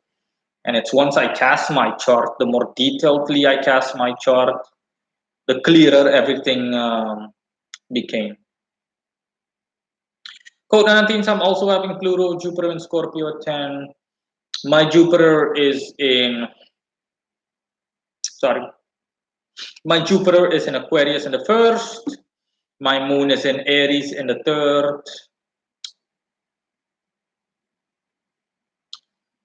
My Sun and Mercury are in Libra in the ninth. My Pluto is in Scorpio in the 10th. And my Saturn and Uranus are in the 11th. And my Saturn is in Scorpio and my Uranus is in Sagittarius. And last but not least, my Neptune is in the 12th in Capricorn. How does Jupiter contribute to you in your birth chart? In my birth chart, Jupiter gives a lot of things away. Jupiter being in the first house in Aquarius says a bunch of things. Says that I'm someone that can be a good guy, do the right thing, be a regular Boy Scout, helpful, considerate of others, have a good affinity for technology and dealing with or working with technology. But Jupiter was going retrograde in my chart, so it's also the reason why I am skinny and I'm not heavy built. Otherwise, I think I would have been a bit fat and a big bone. And a bunch of things. Jupiter going retrograde also stood for the first part of my life being nothing but shit and pain and misery. And so on. Just goes on. Itomansky Day Chief has become vocal, so he's either just come online or he's only now commenting.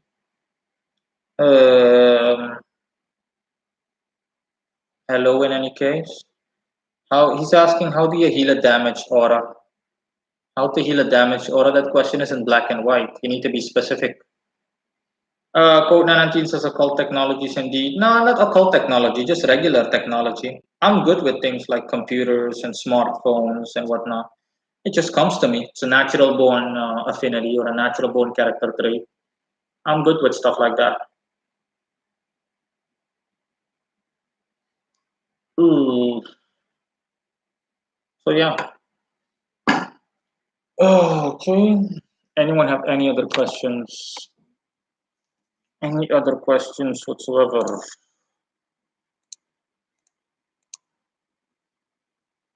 Kodana says, what is your opinion on Feng Shui astrology? Not just astrology, Feng Shui as a whole is a minor energy deterrent or support, but nothing worth mentioning.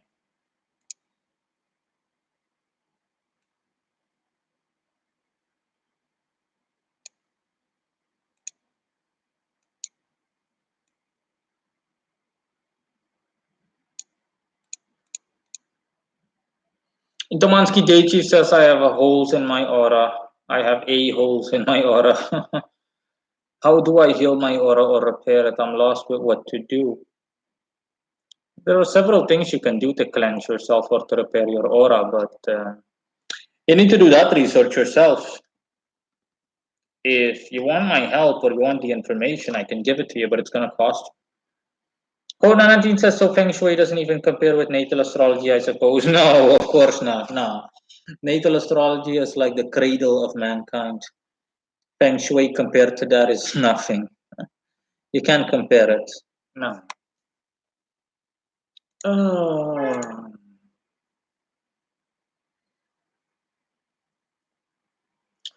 Occult experience as Nancy Reagan.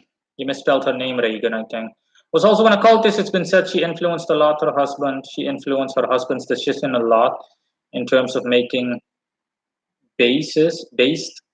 Oh, she influenced a lot of her husband's decisions making. I can barely even make sense of. In any case, I know what you mean. Decision making based on her interpretation of the charts.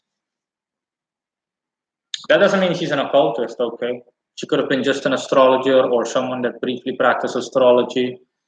But yeah, listen, I never heard of any of these things. So yeah. Where is the credibility? I mean, has it been confirmed? What? I never heard of that, okay? It sounds more like a conspiracy, minor conspiracy. Itomansky Deichi says, do you accept Bitcoin? LOL. That's a good one. That's really funny. That's funny. 142 into the stream, an hour and 42 minutes into the stream. So yeah, no one has any other questions as far as I can tell. Today I am getting a shitload of views on my website, more so than usual. I have 67 visitors on my website and 322 views. And for the first time since my website's existence, I'm noticing it's been the first time that someone has superseded the United States, I think, or the first time that in a good while, because the United States, regarding visitorship to my website, is always number one. But now, at this time, 6:20, the day isn't even over yet, and Brazil has 164 views. Someone from Brazil is losing their minds on my website because I'm seeing that almost every article on my website has been read. Literally every article, almost, as far as the eye can see. United States has 59 views, Canada 46, South Korea 12, South Africa 10, and it goes downwards from there. Oh. So yeah, Brazilians do not mess around. That person from Brazil, in any case, does not mess around. Itomansky Deichi says, have you experienced people using telekinesis or comic book based powers? Is it possible? Yes, I have an article called I have an article called Impractical Occult Faculties. I suggest you give that a read. You can just look for it on my website. and you'll see what my take is on it. You'll see what my thoughts are on these faculties, things like telekinesis, levitation, and whatnot. Eric Anderson says fangirl. Yeah, I mean, it's not the first that I'm experiencing, for example, so many hits from a particular country, just one country in particular, but it's the first time that I'm seeing that Brazil, that hits are so high for Brazil, and not just that they're so high that they even surpass the United States in views. Brazilians do not mess around, to be honest. I mean, Brazil has always been high when it comes to viewership on my channel, but yeah. But I mean, this year, assuming that nothing changes drastically, they're going to come in second place. Occult Experience says it's their soccer team. They need help. That's a good one too. Now that's funny. See, yeah, see, now these are jokes that are legitimately funny, and I'd like to see more of these kind of jokes. Yeah, wow. The day's not even over yet. Okay, I still have 6 hours to go or something. So we'll see. Brazil.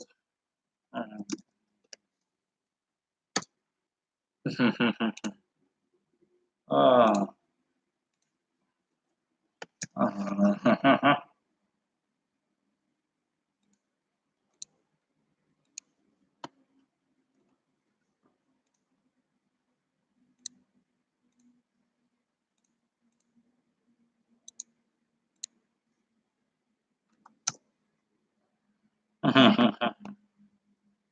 Code19 says, what are your thoughts about Buddhism, Buddhist gods, specifically not just Buddha, and your opinion on their hand seals? I really don't have an opinion on it. Itomansky Deichi says, how did you into the occult? I don't want to be mean, guys, but you guys really need to learn how to formulate your sentences better. Grammar is horrible. Grammar usage is horrible. How did you into the occult? You mean, how did I get into the occult? Were you self-taught or were you in a coven? We apostrophe re. You mean we not apostrophe. I was self-taught. I wasn't in a coven. No, a coven. No. I don't do covens and group work and whatnot. I do my own thing.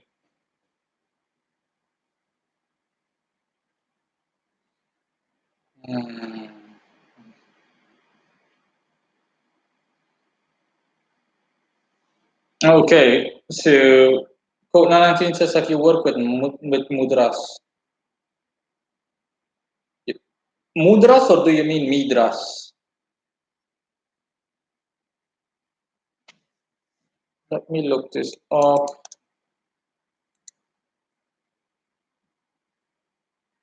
Oh, you mean hand symbols, hand mudras. Okay. Let me just read up on it. The mudra is a symbolic or ritual gesture in Hinduism, Jainism, and Buddhism. Oh, right. No. I've never worked with mudras. I've never worked with them. Hand mudras, no. Itomansky Deichi says I'm dying. LOL, LMAO. I'm sorry, my phone like penny compared to giant ass hands. Yeah, I'm noticing it. Holy crap, okay. Nah, but your Bitcoin comments really make me laugh. That's really fun. Bitcoin, that's a good one. So no, I would never work with mudras, mantras, or any of that. It's simply too ineffective result-wise. Way too ineffective.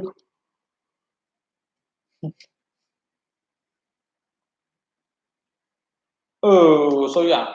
Anyone have any other questions? Any questions whatsoever?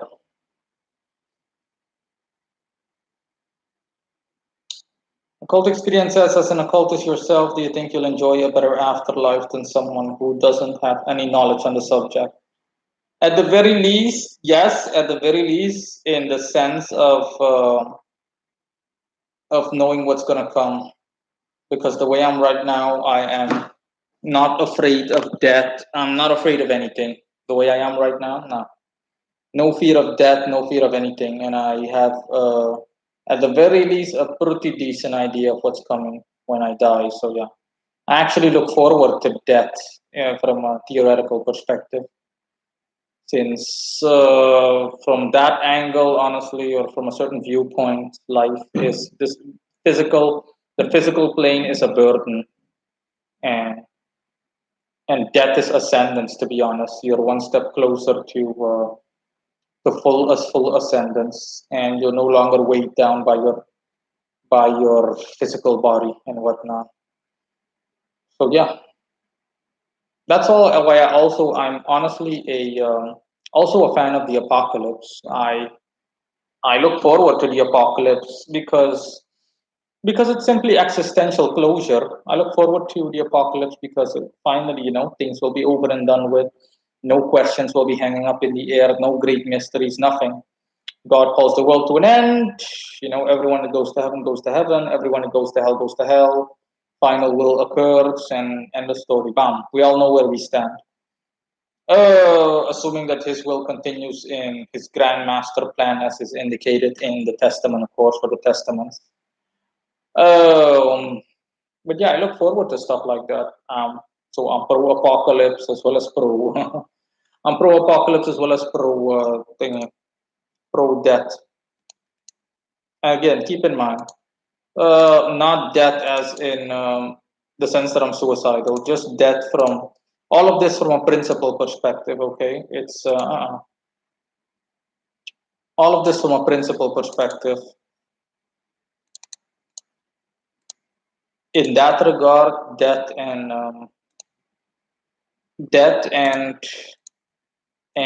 the apocalypse will be almost like a blessing, like some release or some relief. It's like holding something in. And when you finally released it, you're finally done. Huh? It's over and done with. Basta. End of story. Finito. Um, Quote na natin ng Eric Anderson are spooked by my reply. Holy Suriname. Both of them say. Quote na natin says wanted David B. Free tickets to Suriname. ah, that remark reminds me of someone someone commenting on an image guru picture that I had posted. Long story short, I have a picture of where I am in a canoe, and I took a picture of a crane at the local water reservoir. And that place is beautiful. It's like a beautiful transparent lake. Water is crystal clear for the most part. Everything looks beautiful, etc., etc. But I posted it on Image Guru and or Imgur. I'm assuming that Imgur is short for Image Guru. I posted it on Imgur just because I wanted to share it with someone. I wanted to show someone it. So I just needed an online, like Google Drive. I needed this online file storage site to upload it to. But I wasn't aware even that it would gain a good deal of attention, and someone saw it. A good deal of people are looking at all of my stuff, and that includes miscellaneous pictures like that, because I didn't look at the settings and it is still public. And someone literally just said, someone wanted to be a wise ass, and that person said, cranes in Suriname. Holy crap! Where do I sign up? So obviously, it's meant ironically, in the sense of who gives a shit about cranes in Suriname. But it just made me laugh so hard. I thought to myself, holy crap. Now that's funny, okay? That is funny. Hold on, I can show it to you guys. You guys can see the images for yourself. Just need to go to my Imgur account. Posts, come on. Come on, open. Open. Ah, there you go. Yeah, 348 people have taken a look at that thing.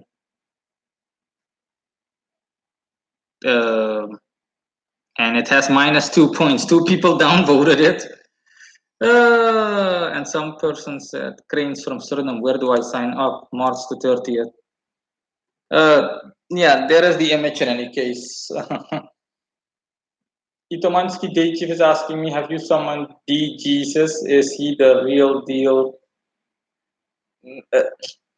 I've already discussed this in the past, okay? Jesus and God, as well as the Holy Ghost and whatnot, as they're almost like off bound. They're like beyond occult boundaries. So you can you can you can summon them. I mean, you can politely ask them to manifest. You can beseech them to appear, but you don't have the authority to command them. Of course, you do not. I mean, if God gives you the direct authority to command Jesus, then yeah, it's something else. But other than that, no. Okay, you're not going to command the Son of God, as in, I command you to appear within a traditional occult concept or within a traditional occult circle. So it's a good one. So, no, just get that idea out of your head. As an occultist, it wouldn't even be necessary to summon Jesus. I don't really see why, but yeah. Eric Anderson is asking me what the Holy Ghost is. Google it, the Holy Ghost, and you'll see. Occult experiences, have you met the Holy Ghost in your practice? No, not really. He's observant, I'm being told, the same way that God observes everything, and Jesus too, and a good deal of other spirits, but no, never encountered him directly in the sense of, hey, Holy Ghost appear, or the Holy Ghost just stop by to say hi. No, the Holy Ghost is more of it's more of something similar to a concept. Let me put it that way.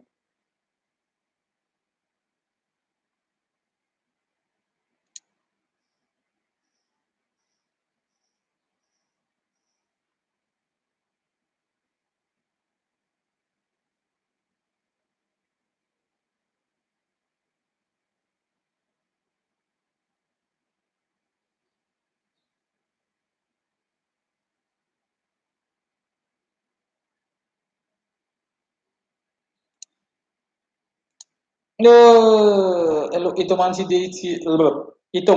Deichi is asking me, have you ever been slapped in your sleep by a spirit?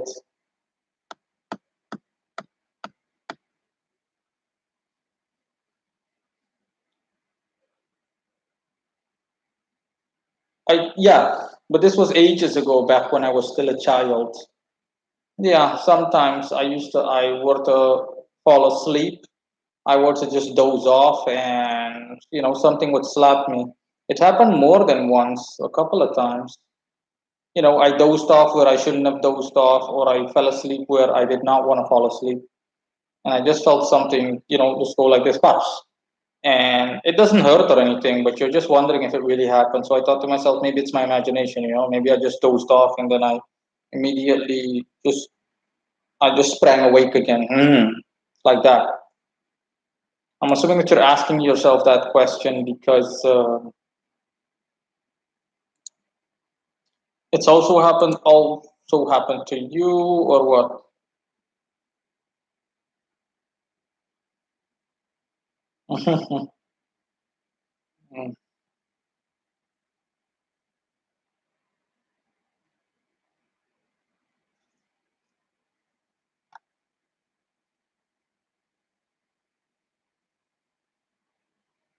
Yeah, I'm just looking at those image guru things, those Imgur images. People are posting, or they're saying a bunch of stupid shit about. I posted one too, about a colonial house or a colonial building that is here in an open air museum, and it's called New Amsterdam, the region here, that region that thing is in, and it has 3 points and 522 views. And someone said, try talking to the yellow-haired girl, Mr. Jones, and I will be over there with the black-haired flamingo dancer. I have to tell you, that just, oh God, that thing just made me laugh. Okay. Code 19 says, yeah, same here. LMAO, that girl gif. What the fuck? What girl gif? Um, what gif are you talking about, my man? I don't see anything. I have no idea what you're talking about.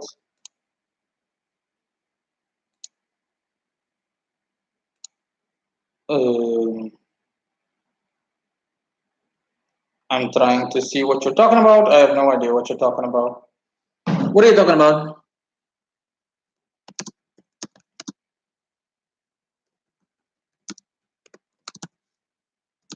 What are you talking about, Code 919?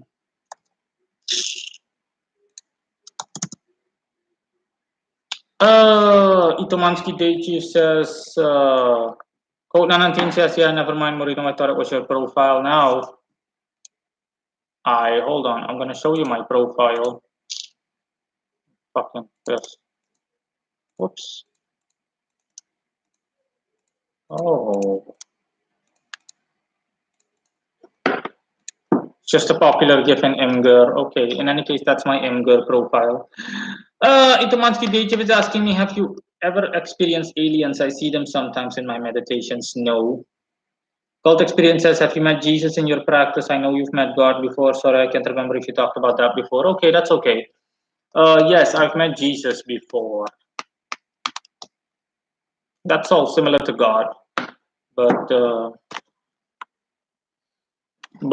usually it's just morality and just one-line phrases, things like "Don't take the Lord's name in vain" and whatnot. The very first time I saw Jesus, I just didn't want to believe it. I thought to myself, "Nah, it has to be my imagination." To the point where I almost started arguing with my patron, and he told me, no, it is not your imagination. That is actually Jesus that briefly appeared. Yes. And I was like, okay. And now you're asking me, what's he like? Was he nice? No, in reality, he is. It's hard to describe, similar to hard to describing God. It's like, it's hard to describe him. He's like multi-faced, not literally multi-faced, but that's how he comes off. Generally speaking, hard to see. He's more astral than any other entity I've seen. But yeah, the same thing can be said of God, and God is like a black hole, if you will. God is just honestly, God is a bit terrifying. To the average person, God would be terrifying. But to me, God is just a void. God is nothingness and whatnot. Yeah, you watch the video. I explain all of it in the video, but Jesus is similar in any case. But that doesn't mean that of course, he has his merit and whatnot. Blah, blah, blah. Code 19 is asking me, what's that house? Och altar. Yes, Code 19, that is Och's altar that you're seeing on my profile, my image guru profile. The house labeled New Amsterdam is the house I was just referring to. That is it.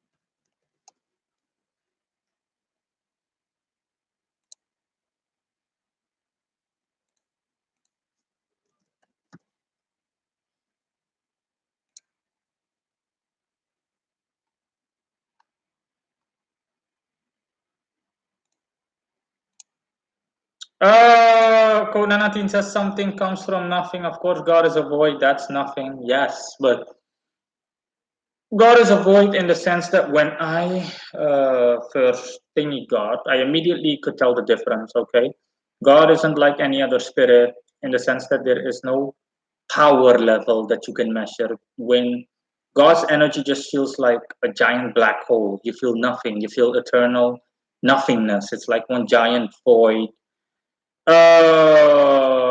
And yeah, the energy level he has is immeasurable. Obviously, you just feel, like I said, you just feel like you're in some black hole in space, everything and nothing at the same time. So yeah, it's true to he remains true to his description, of course.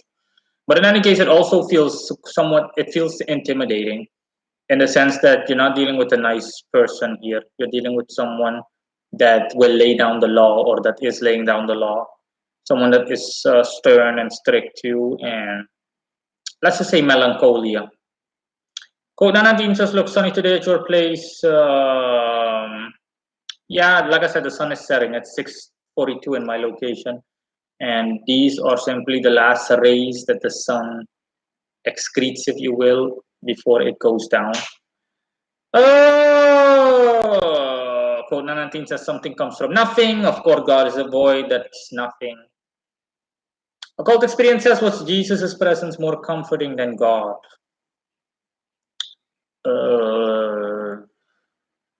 Not really. It was similar, but in a different way, obviously.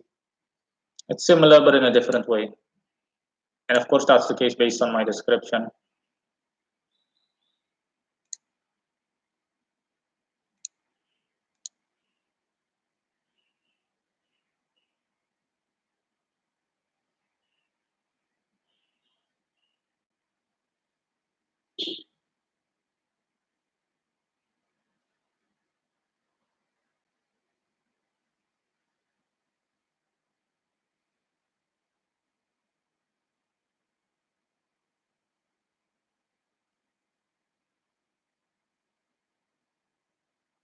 Hmm.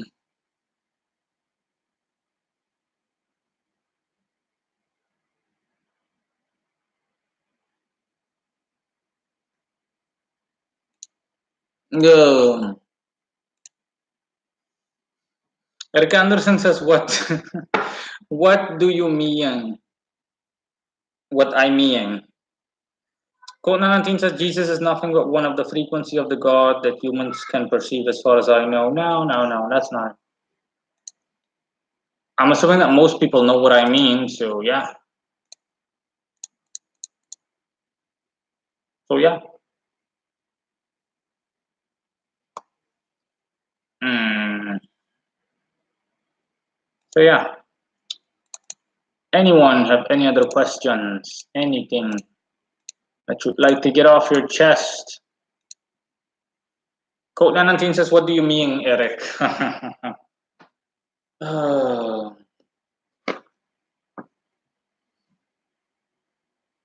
so yeah, let me know. Itomansky Deichi says, is the Christian hell different than the infernal empire realm hell? What? Infernal empire realm hell? What the hell are you referring to? What are you talking about?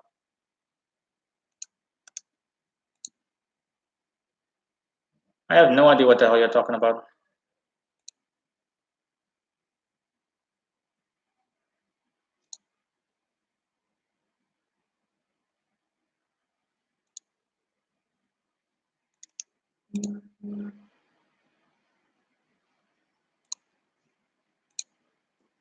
Oh, I have no idea what you're talking about.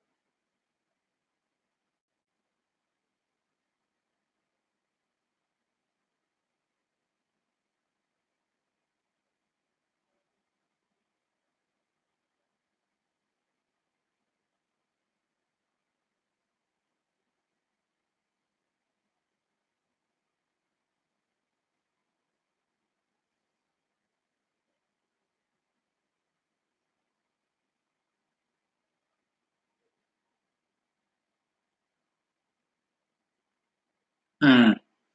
Conan and Team says, can we take People Eater as an example for the god you're referring to? Which is the boy that starts everything. Victor G has joined. Hello, Victor G. I'm really missing David B. I have no idea what the fuck David B is doing. I don't know. Maybe he's doing something fun. Victor Jesus is the hat part of the streams now. We should give her proper initiation. Who says that it's a her, Victor G? Who says that it's a her? Uh, Rick Anderson says Jesus is human. Uh,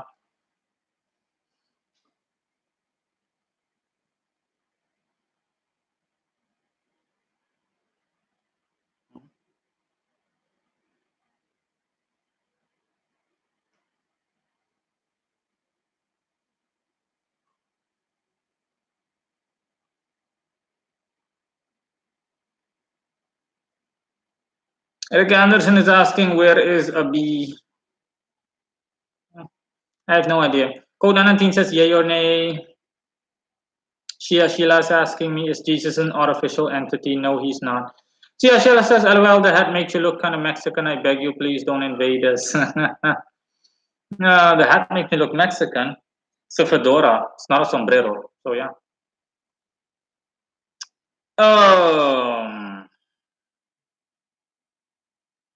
Code 19, yay or nay on. Oh, yay or nay on People Eater. Okay. No, no, no. No, People Eater is too, you know, People Eater is too for anything.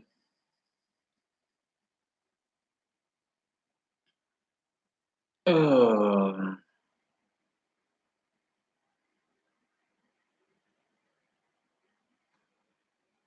Code 19 says beyond God's perception, I suppose.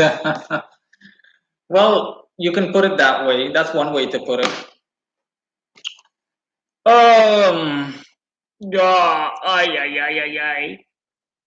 I'm not gonna lie. I like the way I look during at night time as well as during the day more than just during the day.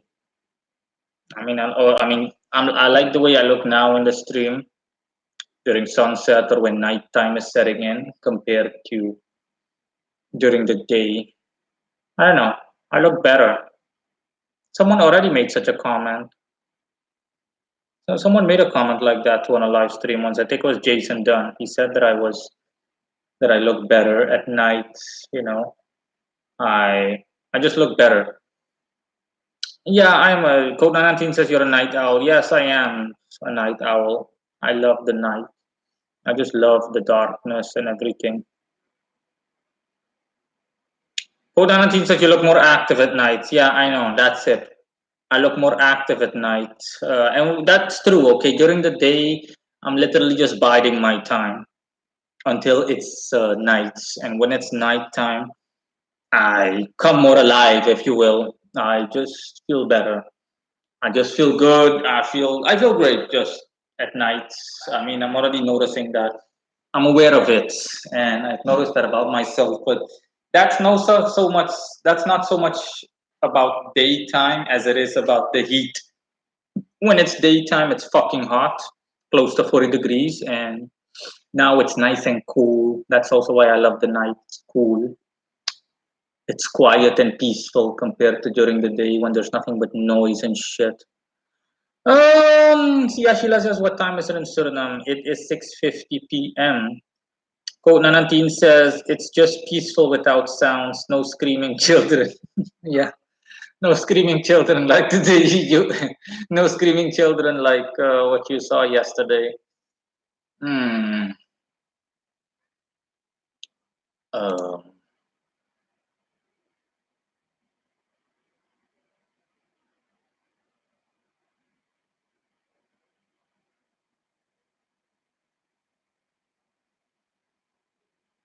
so yeah, let me know what if you guys have any other questions, anything.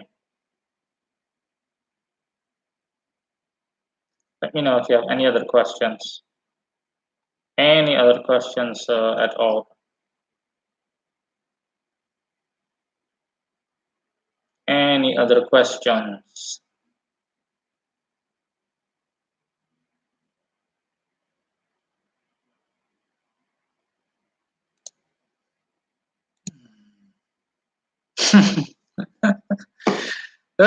So some of you guys just crack me up, you know that?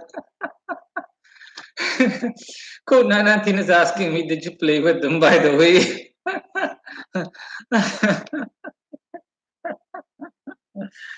Yes, I played with neighbor. Yes, I play with the neighbor's children. That's a good one. Account experiences, what are you having for dinner? I already had dinner. ah. ah.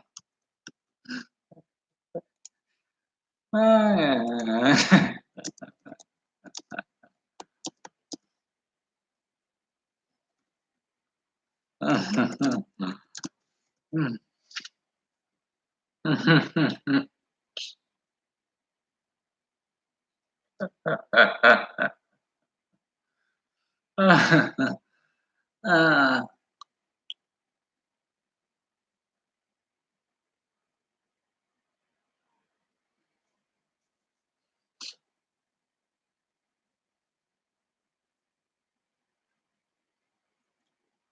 Yeah, honestly, I have little to nothing else to say to you guys. Aside from mundane things, but yeah, that's obvious at this point. Yesterday, my sword broke, my poor Crusader sword. The handle specifically broke. Um, yeah, the handle broke. It's right here. My sword. The handle broke, as you can see here. Handle is completely come loose. And I need to buy another sword. I need to buy another sword. Once I buy that one, I'll simply throw this one away. The benefits of this sword were that it's bendy. You don't come across a lot of swords that are bendable. You know, it just bends. The blade in its entirety bends. But the drawback is that the handle wasn't really of top-notch quality. The handle wasn't really top-notch quality. So yeah, yesterday I just went too far and bang. Victor Jesus, just a quick addition to what you mentioned about miserable people in the occult. One friend used to work for a successful company partner of Microsoft. He mentioned on several occasions that he caught the boss of the company and a few of the top dogs in it doing Masonic rituals in a secret room after working hours. At first, he didn't know what was happening until he shared it with me and I explained that they're most likely occultists. Okay, and Itumansky Day Chief is asking me if I ever cried before. Oh, sorry, he means cried. Um, yeah, obviously, scrying is one of the basic things that you need to learn how to do. So yeah, Victor G, my question to you is, and I'm assuming that you're not done talking. Code 19, I just explained how my sword handle broke. And Itumansky Day Chief, I already gave you an answer. So whoop, whoop, whoop, whoop, whoop, whoop. So yeah, I eagerly await more answers.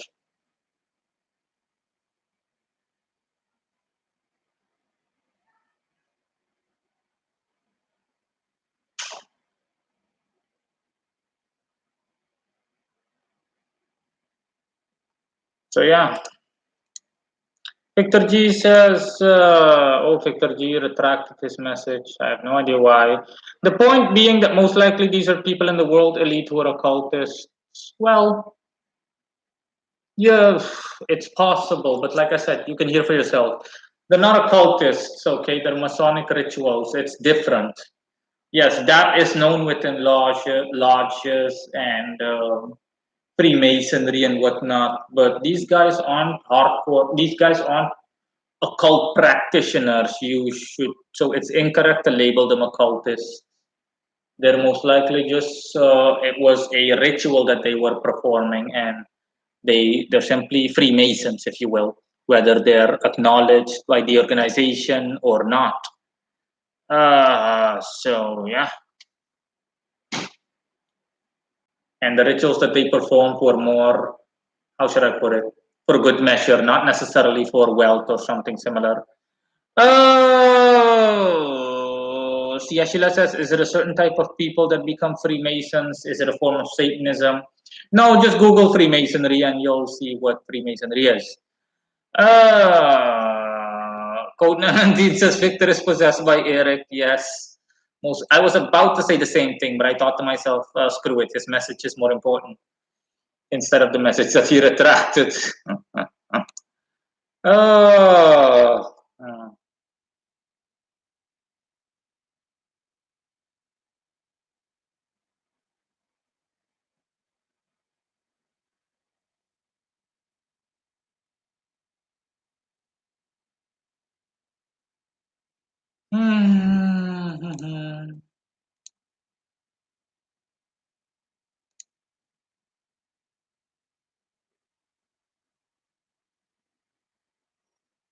So yeah, I eagerly await more questions from you guys, my adoring public. Um,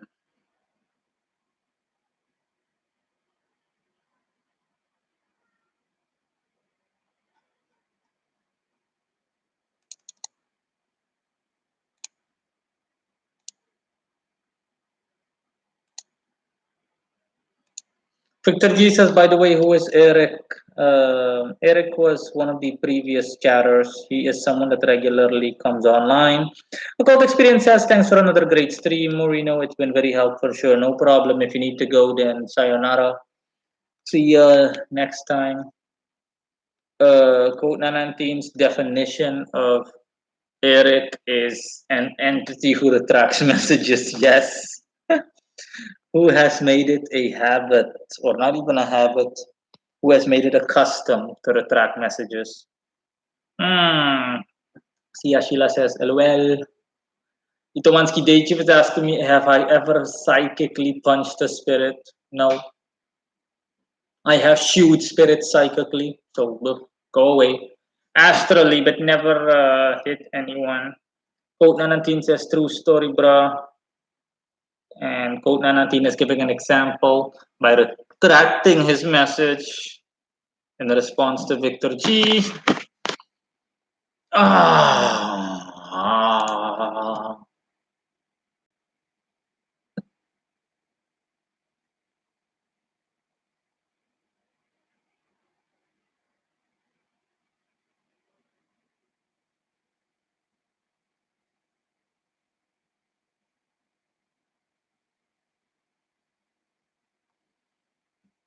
Oh, so yeah. So yeah, Sheila says, shy father God, Code 19 is possessed, he needs deliverance. Code 19 says, your plans for today, I'm assuming you're asking me. My plans for today, it's already 7 p.m. in my location. The day is 5 hours away from ending.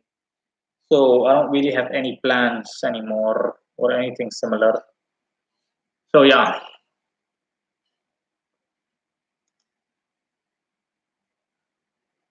Code 19 is responding with a ghost emoji. I honestly have no idea where you guys get these from, you know? Oh yeah. I'm seeing where you guys get these emojis from, but the fact that you guys are so quick with the emojis, but yeah, I'm talking and you guys are listening. So yeah. But still, you guys are ridiculously quick with the emojis. Tomansky Dejev is asking me whether I've ever taken psychedelics to enhance my spiritual experiences. The answer is no. Code 19 says just hover on that image, you see the code. Yeah, I know. I saw how you insert codes, but it's not about that. You guys are just quick responding with emojis. But yeah, that's why you guys are simply watching, and you know, I am the one hosting the stream. So the host has a harder time.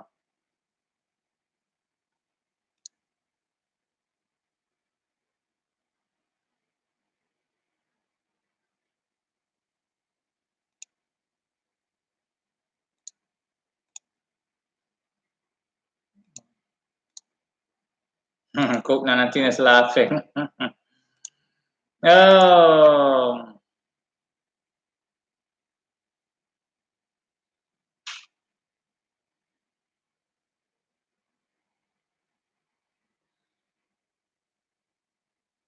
So yeah, guys, any other questions?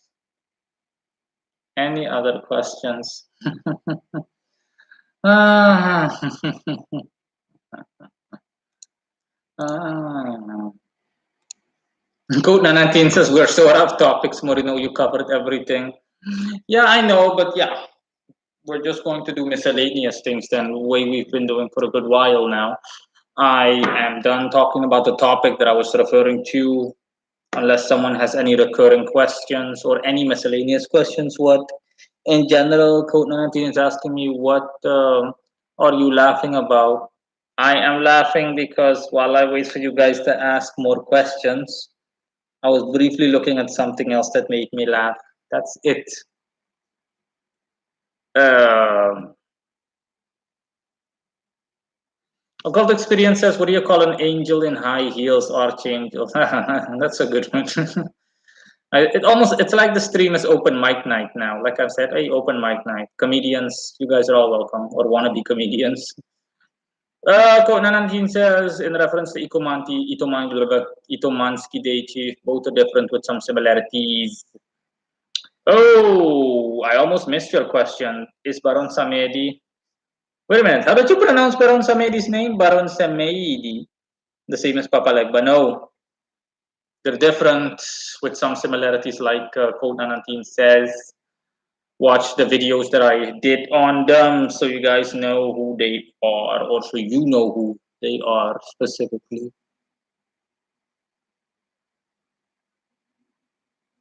Baron Samedi says he's gonna slap you across the face and across the neck. Ito man speed chief.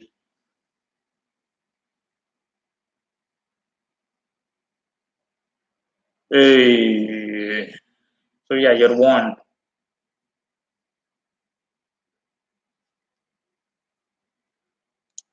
So yeah, Sheila says, is Jesus Christ the right entity to work with to fuck shit up?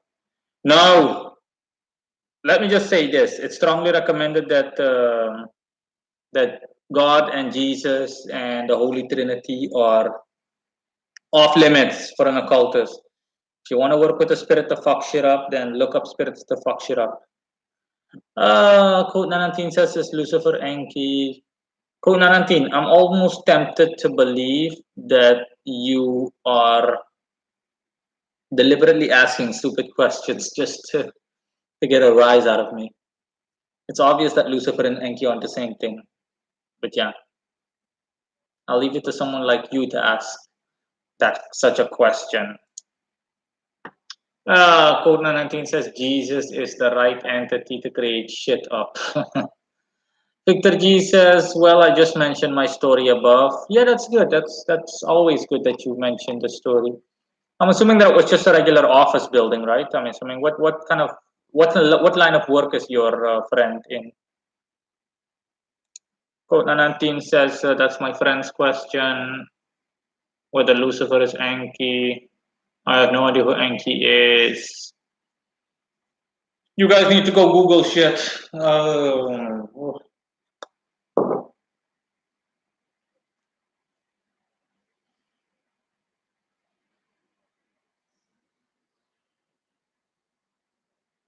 So yeah, let me know what you want to do.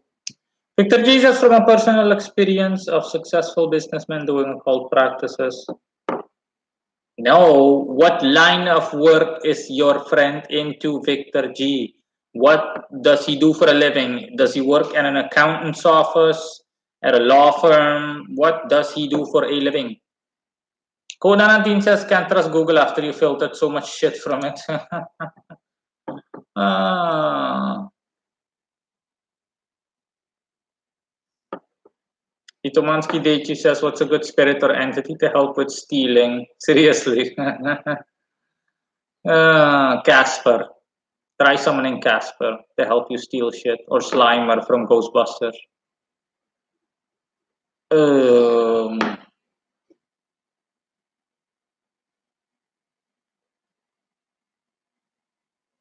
Code 19 says work with hyena.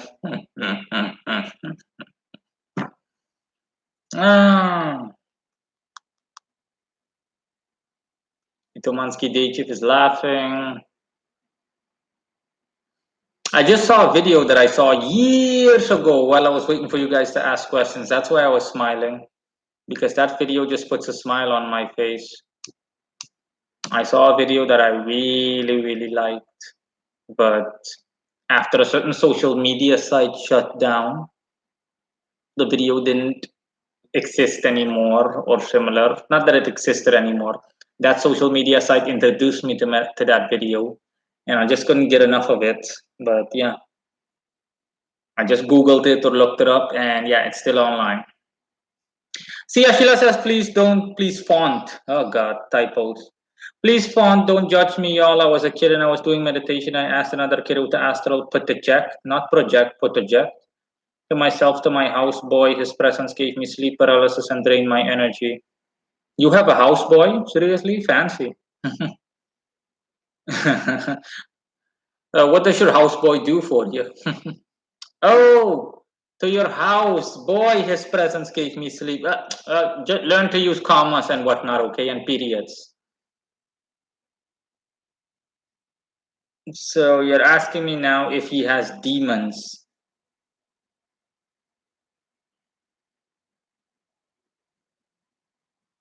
No, I have no idea what he has. It's most likely because you're not an experienced astral traveler, so it's automatically going to drain you in the beginning. Code Nanatin is asking me which video. I just said which video. I watched a video that I really liked back in the day. Cult Experience says, I knew someone who signed his afterlife away to Lucifer. The day after he signed a contract, he got invited on national TV to talk about his book. He sold a lot of book. He sold a lot of book. You mean he sold a lot of books? Not he sold a lot of book. But his life is still shit, though. I have no idea. Ask Lucifer. Or let him ask Lucifer. Apparently. In relation to their agreement. Code 19 just told you not to trust houseboy. Oh God, you guys fucking crack me up, you know. Itomansky Deichi says, can you create egret pore? not, not can you create an egregore, can you create an egret pore? Oh. Oh God, your fat fingers at work again, huh? That can you create egret pore that is Godzilla? Yes, we're gonna create a gigantic egregore called Godzilla, and we're going to give him natural enemies, you know, Ghidorah and other fucking circus freak creatures that are way too overgrown so that they can duke it out while destroying the entire city and the entire country for that matter to begin.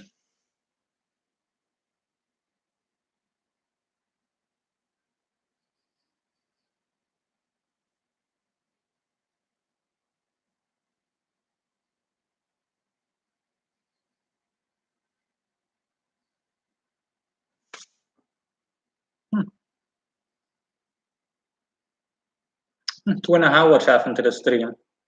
Occult experience is kind of like the marshmallow man from Ghostbusters, yeah.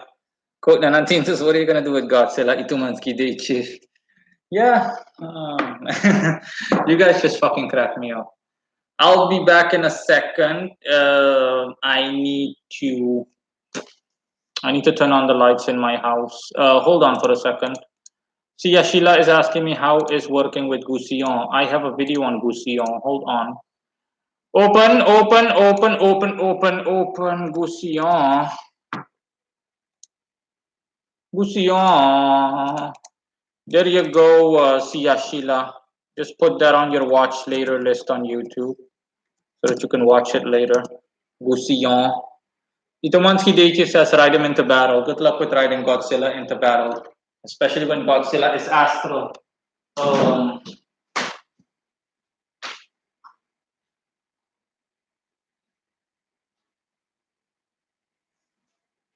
Lights are on. I just need to take care of the other things. Give me a second. Oh.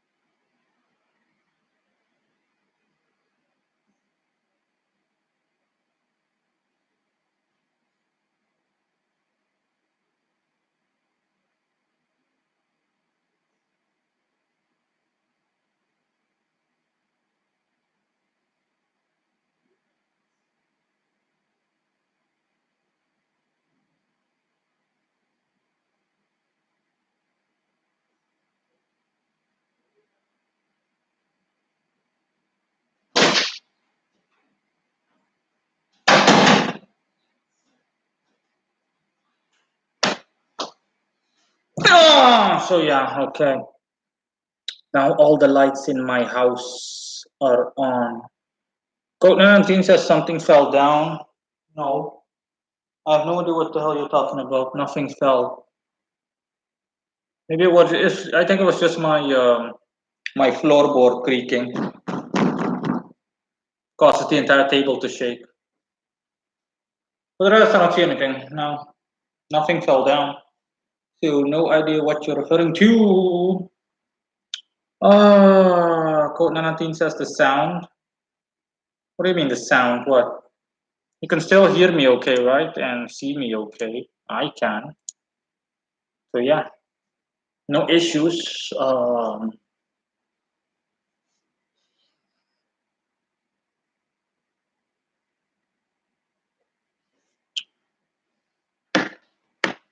Code 19 says never mind. Yeah. Let me see. I honestly have nothing really that I can share with you guys. Nothing substantial. It's just a daily grind for me, just like you guys. Oh, I've been getting a lot of rain lately, but I love the rain. So yeah, no issues. It beats that god awful 40 degrees sun on any given day. No 40 degrees Cel, no 40 degrees Celsius for me. Itomansky Daychef is asking me whether I use tarot cards. Yes, occult experience says. Can a parent sell his or her children to a demon for power? Yes. Can. I know what you're referring to, but it's more culturally. So no demon. They simply, as a mean, they basically sacrifice their children to an entity just for, you know what, just for this and that. It's honestly, it's a despicable practice, but yeah.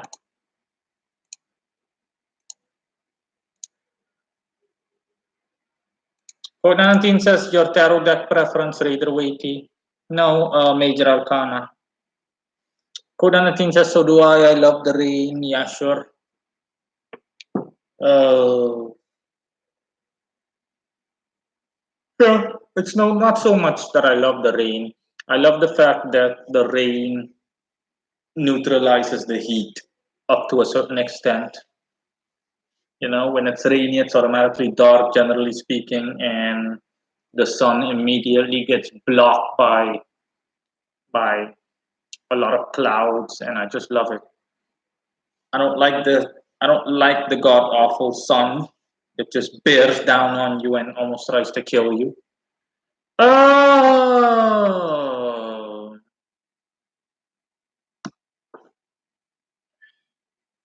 so yeah, that is pretty much it.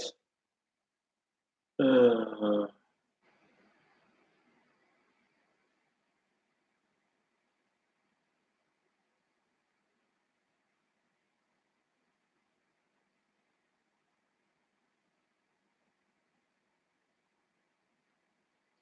Uh, Code 19 says rain is good as far as there is good internet and power. Yeah, I agree. Itamanski Dechi says Moloch told me to making an Moloch told me to make him an egg bacon sandwich. Sandwich is spelled with a D, not sandwich. Sandwich. For offering. Does that sound right? Yeah, that sounds right. Sounds right. I don't know. You might try to surprise Moloch and add a couple of drumsticks to the mix. I don't know, maybe a bottle of wine, red wine, maybe a newborn child to top things off. I think he'd be really happy with that.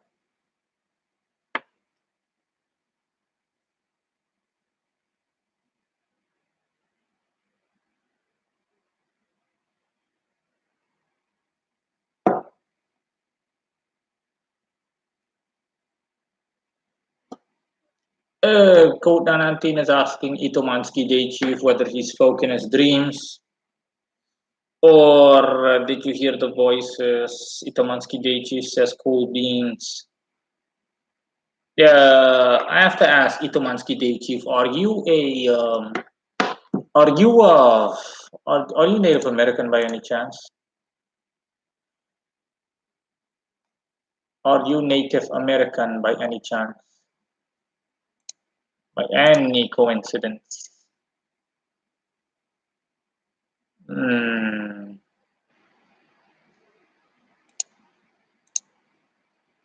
Itomansky Deichi says yes. Interesting. Kodanatin is asking me how spirits are asking for offerings.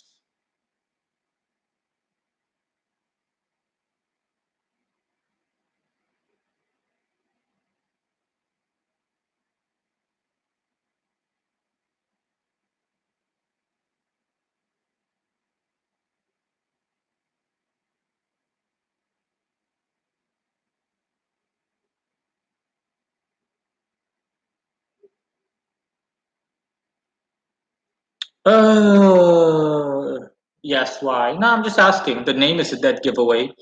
Kodanatin says interesting, so you just meditate on Moloch.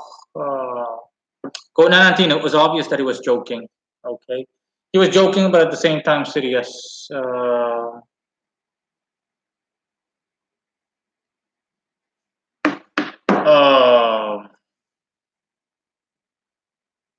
Tomansky Deichi says yes. I don't know. I just see words like on 8 ball or I'll hear a sentence. Seriously, you're using an 8 ball as a means for divination. I don't want to be an asshole, but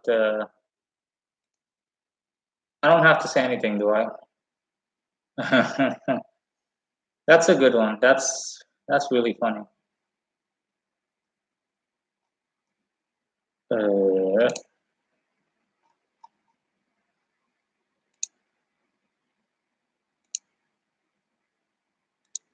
Conan 18 says, of course, I want to know how this is possible to hear what spirit needs for a purpose. No, like in my mind, I'll see words appear just like an 8 ball. Okay, no, this has to be the clumsiest and at the same time funniest live stream ever. Code 19 says, awesome day, Chief. Oh.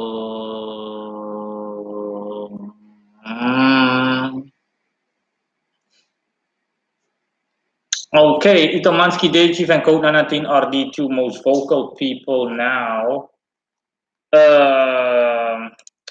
Code 19 is asking me what I'm gonna have for dinner. Someone already asked me that, so I'm not gonna answer it. Instead, I'm gonna show you which video made me smile because I've seen that video before for years and I just love it. You'll see why I love it. Here you go and enjoy, and you'll see for yourself. Let me know what your thoughts are on it.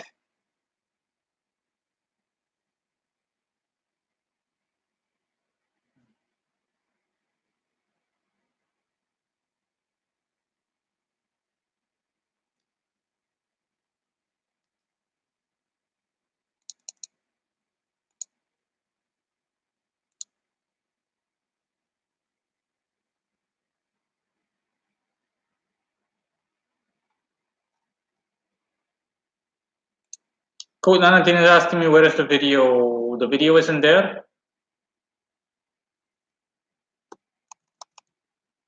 You don't see it?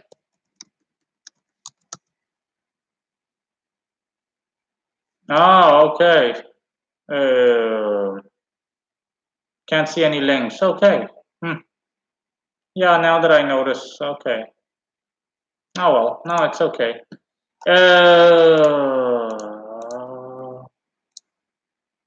Hold on for a second.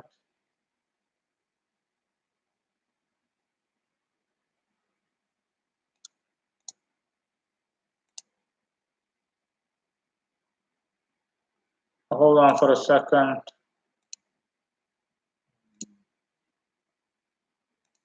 Hold on for a second. Hold on for a second. I'll send it to you in a second, I think, or something. In any case, yeah. I don't know. Maybe I should ask you guys, what did you have for dinner? What did you guys have for dinner?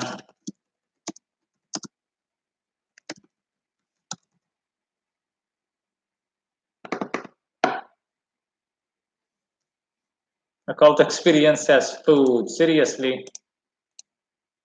And I'm assuming that is as opposed to the twigs that you usually eat or similar.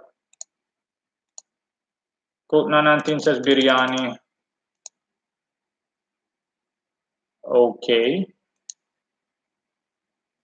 Itomansky Deichi says hooker breakfast.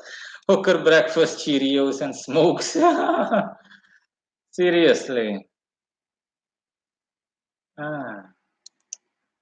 That's kind of nasty.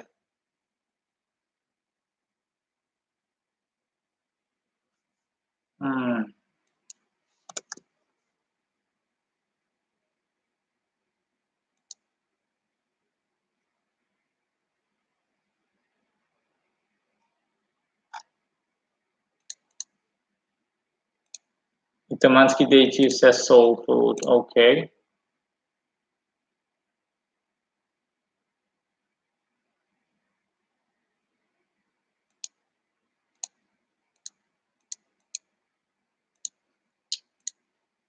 Oh, soul food. Occult experience says what do people eat after they died? Soul food. Oh, that's funny. That's legitimately funny. That's legitimately funny. I would reply to it with an emoji instead of just an LOL or something. Hold on, file upload.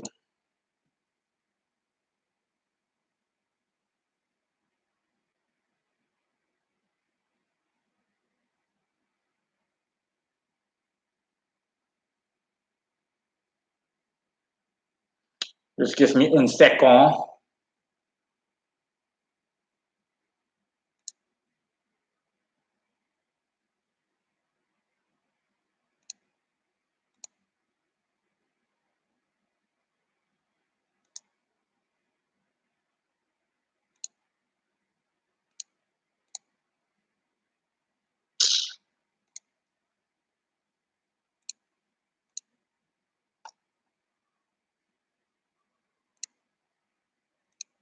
Tomansky Deichi says, do you like dogs? Why don't you have pets? Never seen a dog before.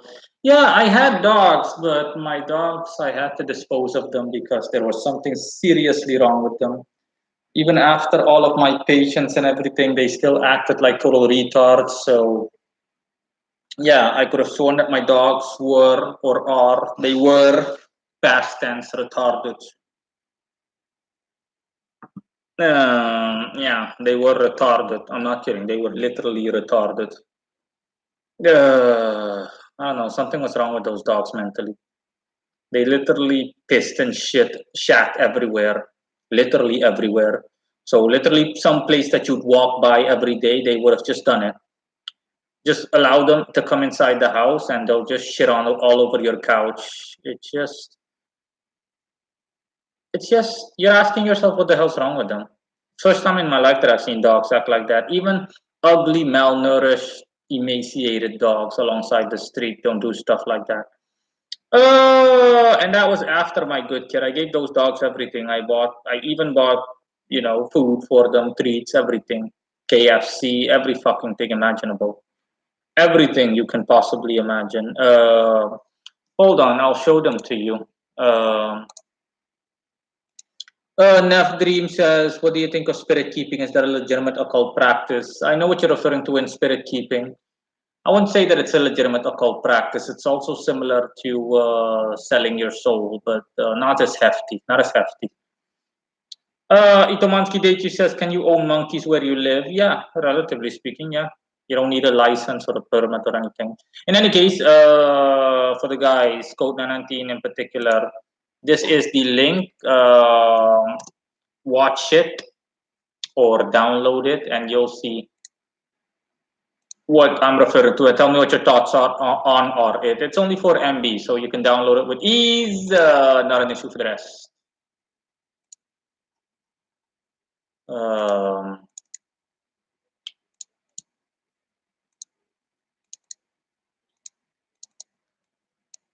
Well, hold on, I'll show you my dogs.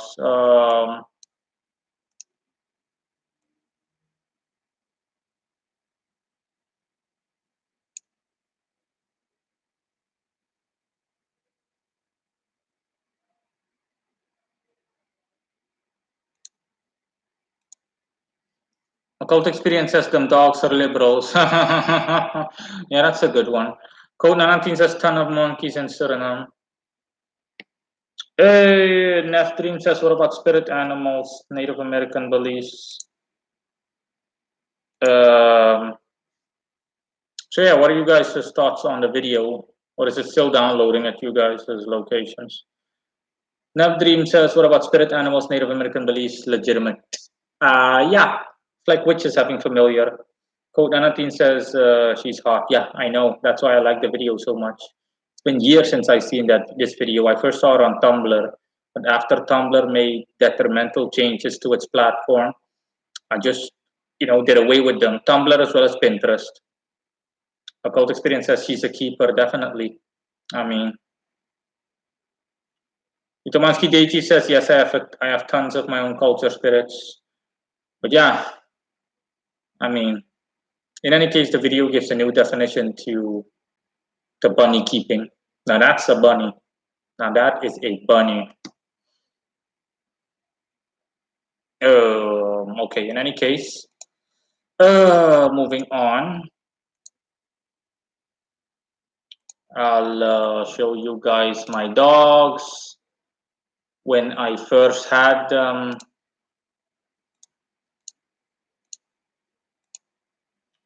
Nevdream says, have you worked with ancestral spirits? No. Occult experience says 10 fedoras, definitely. And what is the benefit you see from doing such? No, I haven't worked with ancestral spirits. That falls under necromancy. I have done necromancy, but not extensively to the point where I practice necromancy for a good while now. I have vast experiences in EVP related necromancy, but not in ritual necromancy. Itomansky Deichi says, why don't you become a pimp? That's a good one. In any case, this is my first dog that I had when I moved to this house. Her name was Lady, and this is how ugly she was before my care. Nev Dream says, for necromancy, yes, a noob is good to work with, or any traditional psychopomp. No, no. It's necromancy. You don't really work with any spirit other than the dead.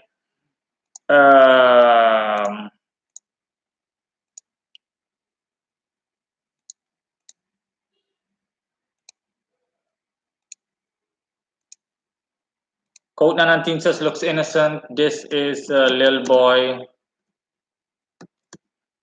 My other dog, the first one, Lady was male. Lil Boy, Lady was female. Little Boy was male. And you can see this is what they look like before my care. When I first adopted them, they come from some rat-infested thingy. Warehouse, they're basically warehouse dogs, and as you can see, they're severely ungroomed and malnourished and shit. They look like crap. But they're cute nevertheless, occult experience says, and yes, I agree with them. Hold on for a second. Remove. Remove.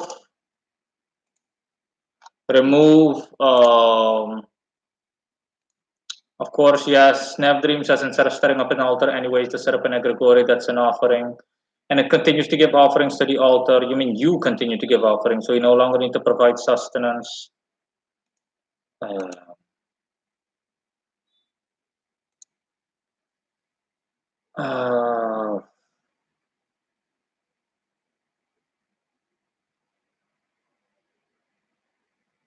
Listen, so basically a surfeiter, that's an offering. No, no, no, no, no, no.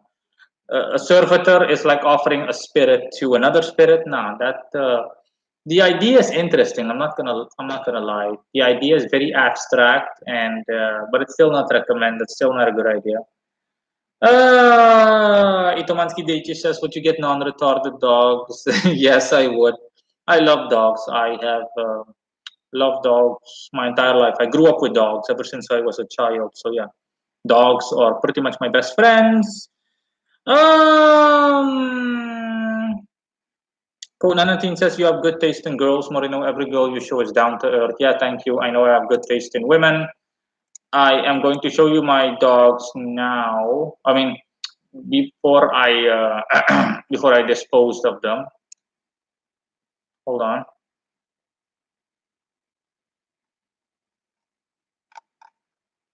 Just give me a second. Nev Dream says any beautiful women in Suriname, yes, but like trying to find a beautiful woman in Suriname is literally like trying to find a needle in a haystack. Code 19 says yes, Moreno show him hyena. I don't know. I'll show you Nev Dream what the average woman looks like in Suriname. Hold on. Well, what's supposed to be a woman? Let me see. Let me see. Where are you?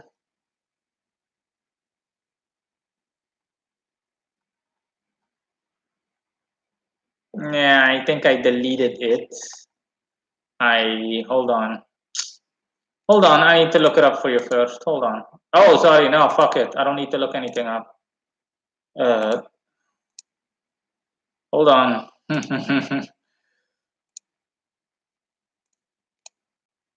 Yes, get lost. Nev Dream says, can a succubus or incubus manifest physically for sex? Yes, but it's highly unlikely. It's rare. Nev Dream says instead of astral or mental. Code 19 says, or that beautiful black people website. No, no, no, no, no. Nev Dream, take a look at this link, and that's what the average woman in Suriname looks like. And let us know what your thoughts are on her. Nev Dream says is education or understanding to be used as an offering if you had a specific understanding that the spirit wants. No. Only exception if it's a book or a document, something substantial.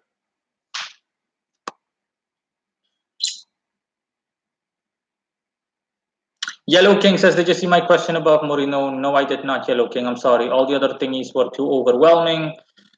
Yellow King says, any thoughts on doing a ritual with the dog around and exposed to various energies? Any particular protection or boundary to put on them if they're around the practice often? Yeah, you can just create a psychic or an astral barrier around them, which serves as a protectorate, but it's still not recommended to have them around. Why would you want them around? Just put them outside or chain them up for the duration of the ritual, which isn't long. Nav Dream says, terrible. Can you offer things that aren't your own? You're saying terrible in response to that woman, quote unquote woman.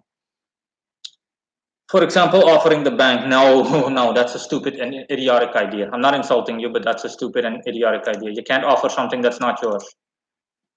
In any case, after my care, I'll show you what my dogs look like after my care. What my doggos look like. Code 19 says if it's possible, then I'll offer this universe. No, it's not possible. Itomansky Deichi says that's a woman. I have no idea who you're referring to. I'm assuming that you're not referring to a hyena. You're referring to the bunny. If so, then yes, you're right. In any case, this is what my dogs look like after my care. It's too bad that they were retarded and they literally pissed and shat all over the place. That goes to show you how much I love dogs.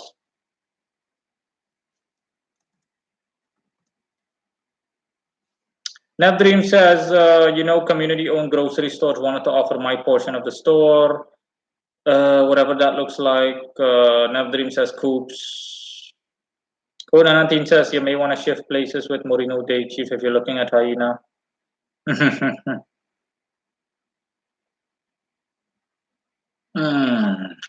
So yeah, those are my dogooches. Itumansky Day Chief is laughing. Yeah, in any case, it's too bad that I had to dispose of them, but yeah. Itumansky Day Chief is asking me what did I do with the dogs. Like I said, I disposed of them. Code 19 says they're good after they grow up. Where did you leave them? Navdream says, are demons better to work with for physical matters? No. It depends on the spirit that you want to work with, regardless of affinity.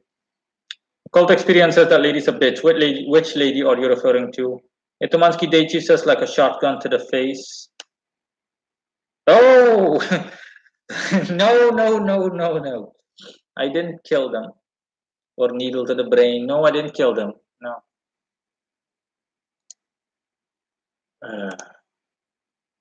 Honestly, looking at this picture almost makes me miss them. But no.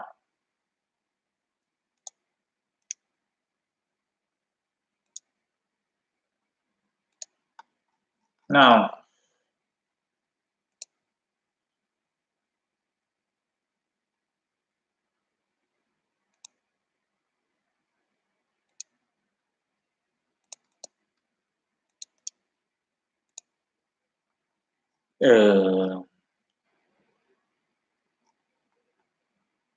Hold on.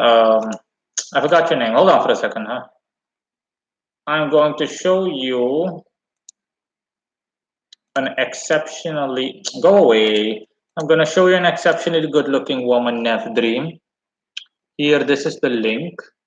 But keep in mind, these kind of women are literally a needle in 10 haystacks here. Occult experience says, Lady the dog, lol. That lady is a bitch. Oh, literally, yeah. Neff Dream says, it's possible to revert time or change time. Code 919 already gave you an answer. Itumansky Deichi says, Nes, yeah. Nev, yes. Change your time zone, yeah. Change your time zone. That's a good one. So, yeah. That's actually a great answer. It's good to see that I'm getting support on the stream to the point where I don't have to answer cockamamie questions. An excellent answer. Can I travel through time? Yeah, change your time zone.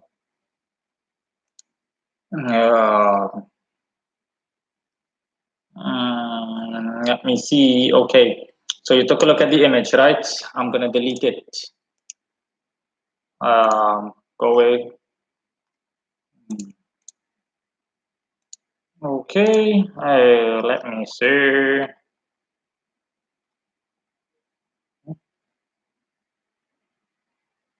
Ooh.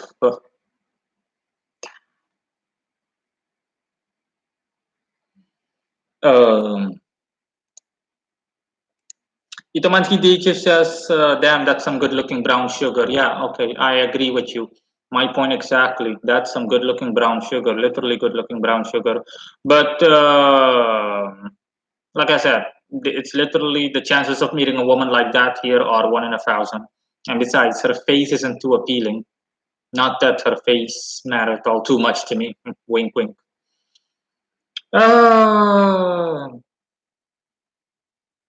Neff Dream says, are there multiple parallel realities we can shift to the one desired in any given moment? If so, whom would we work with for such?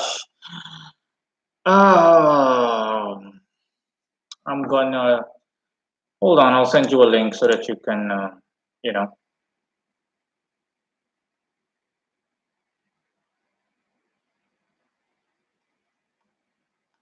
Don't worry, I'm gonna send you a link. Oh, fuck, man. I'm gonna send you a link to the one that is pretty much the only one that I know that can help you with time traveling. There you go. Okay.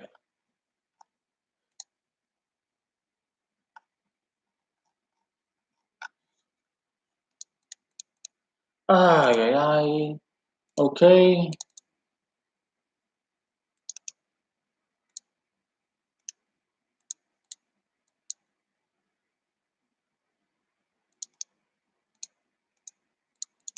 Ay, ay, ay. Okay, does anyone have any questions? Any questiones?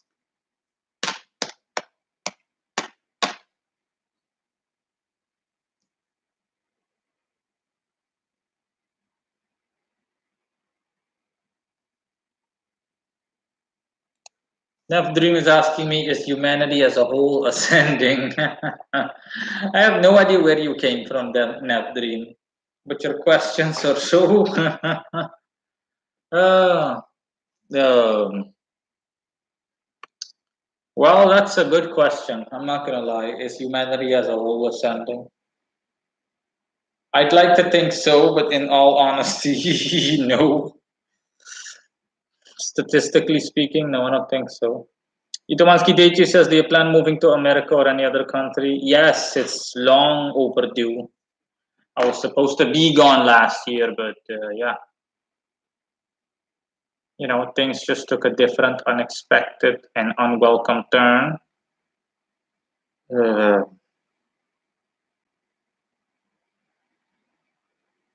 Holy crap.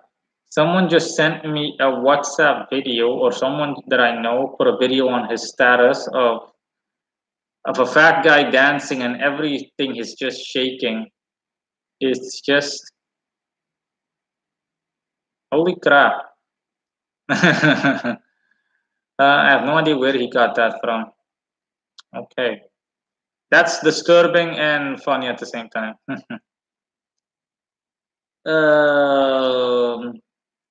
Occult experiences. Speaking of time traveling, I invoked Kronos as you suggested. At first, I didn't feel anything, but a week later, I got a job opportunity that's related to something I used to love back in high school.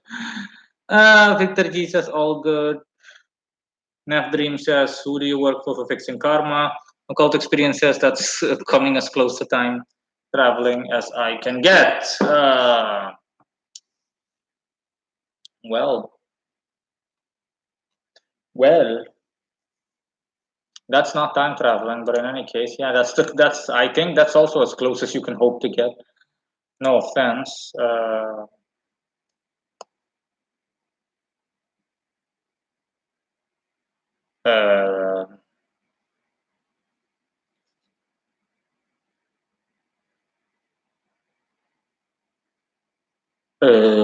yeah, that's pretty much it.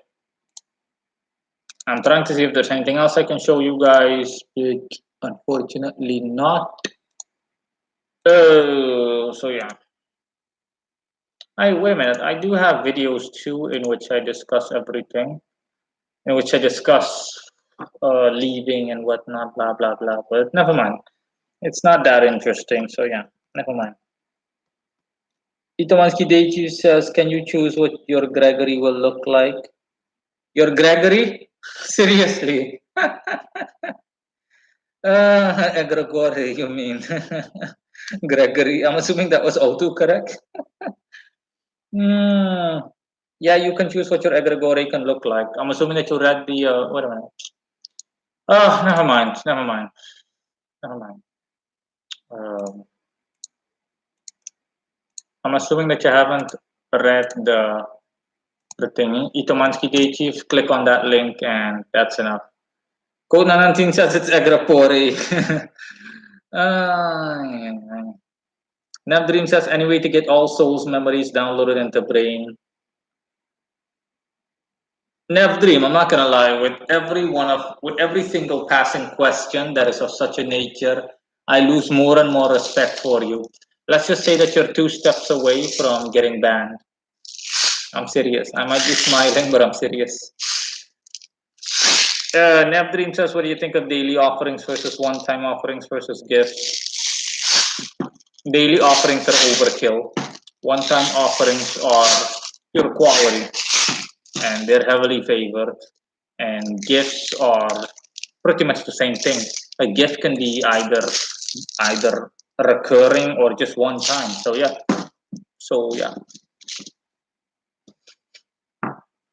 So yeah.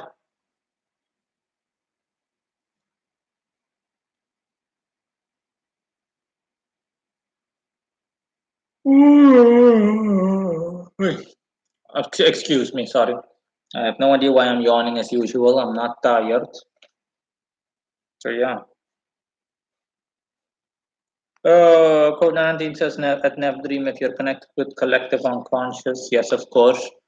You could download anything into your brain. No, not really. That's not how it works, okay? If you want knowledge, then you're gonna have to either tap into the Akasha, or you're going to have to work with an entity, with a spirit, in order to obtain said knowledge. But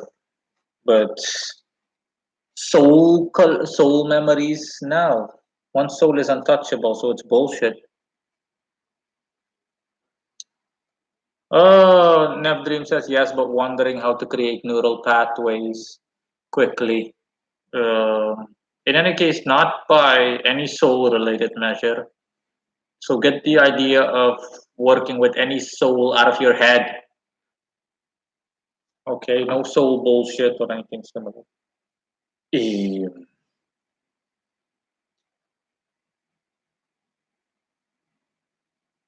Code 19 says you may want to take some rest. Now, like I told you, I'm not tired or anything. I don't know. My body just.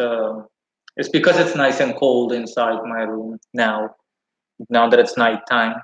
So that's why it is. That's why it is so.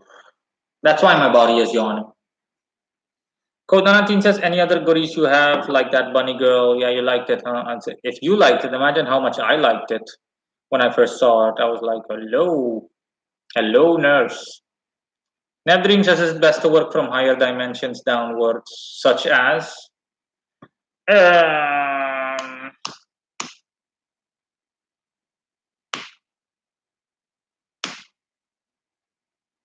for example, astral or mental or causal. Sorry, uh, to change effect in the physical realm. No, you need to be more specific than that. I can't really tell you. The only thing that I could tell you is to climb the tree of life and death based on what you're saying.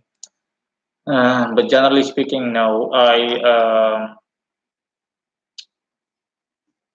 I'm thinking to see if there's anything else I can show you. Uh,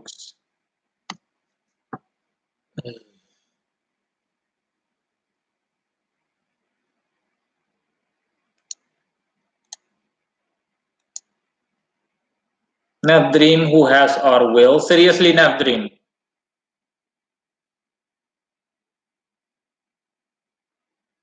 Code 19 says it's basically magic, right? Manipulating astral to create change in physical.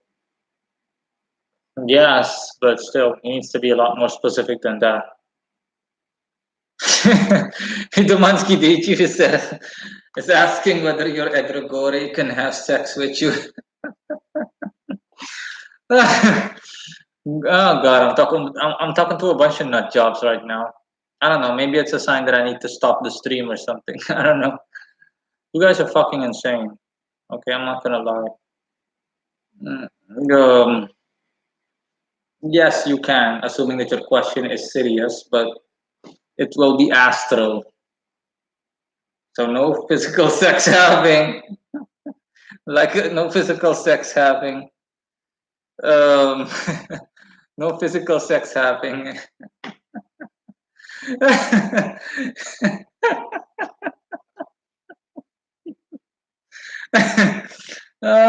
Ito manski JH is just like an astral pocket pussy.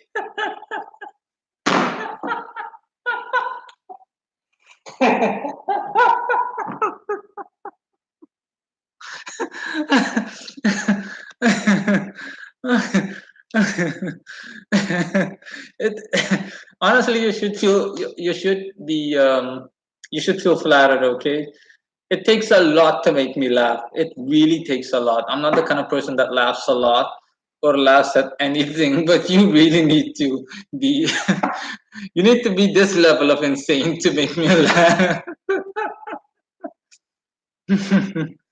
Oh, an astral pocket pussy, that's a good one.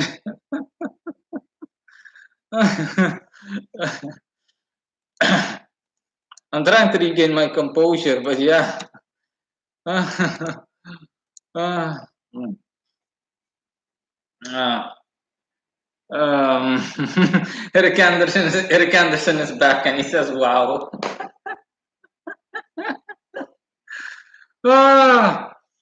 Yeah. Ito Mansky Deichi says ulit. Nev Dream says, haha, funniest stream ever. Code na 19. Code na 19 is telling Eric that he missed a lot. Nev Stream says, what happens when one is in a flowing state? Nev Dream and how do we trigger it constantly?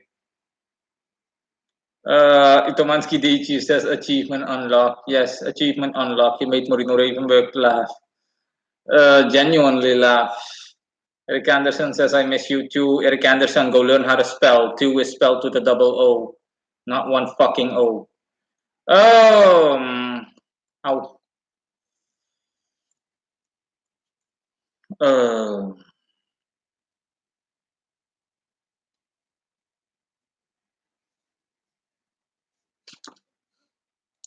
Let me see.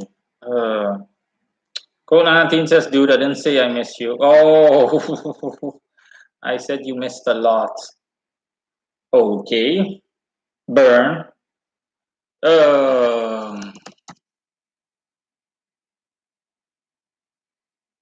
Honestly, I'm not gonna lie. No other subject comes to mind. No other occult topic. Nevdream says, "What is the relationship between occultism and enlightenment? Can you have the one without the other?" One of the aspects of occultism is to seek enlightenment. So, your question isn't valid, really. They go hand in hand, depending on the circumstance and the how genuine you are as an occultist. The average occultist will strive towards ascendance. So yeah, ascendance and enlightenment are practically the same thing. The only difference is enlightenment is more wisdom based or wisdom themed. Eric Anderson says, "Oh." Code 19 says, "Any Suriname updates?" No, nothing really. Nothing really. I did have someone that really went through the playlist on Suriname after watching my video on Suriname.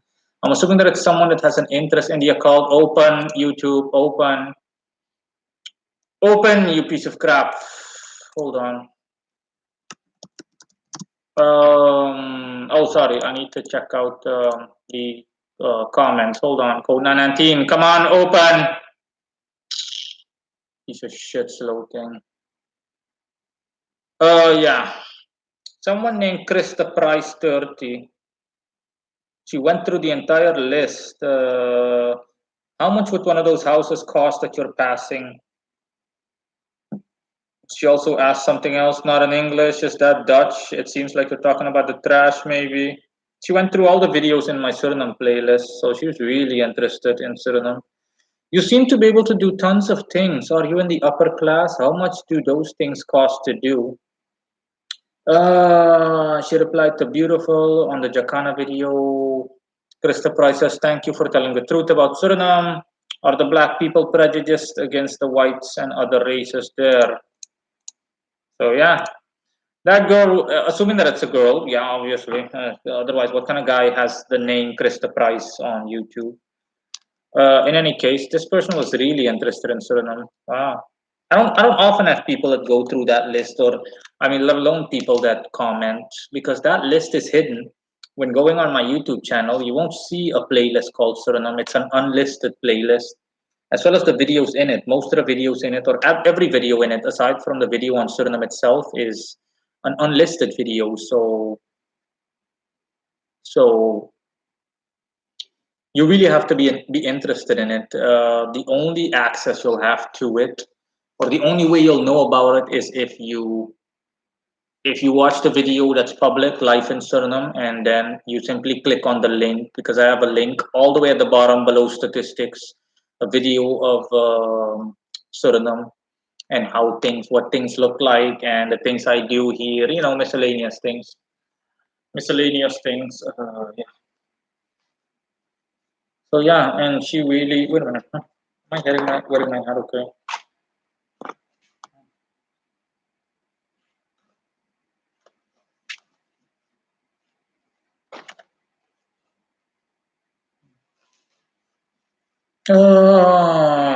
Code 19 says, "Oh wow, yeah, I answered every one of her questions." Eric Anderson says, "Stalker girlfriend."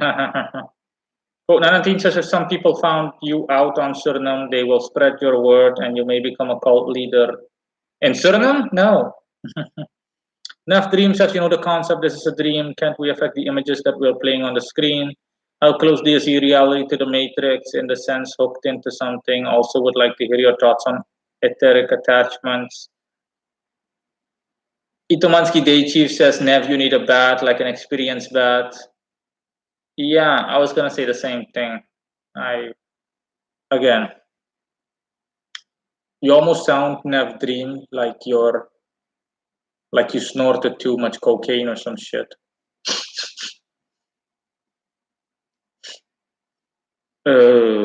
So yeah, that is.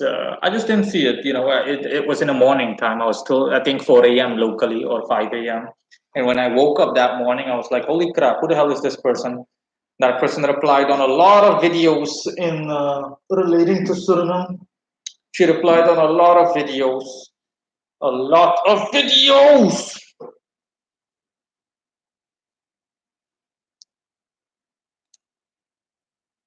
Conan says astral pocket pussy is intriguing, though never thought of it possible. uh, oh God, I just. Itomansky Deichi says too many nose beers. Or I think you mean nosebleeds. Yeah, the astral pocket pussy bit really made me fucking laugh. Oh God. It's just. Well, let me just say, what you do with your egregore is totally up to you. I'm not discriminating, or discriminatory. If you want me to create an egregore for you with the express purposes of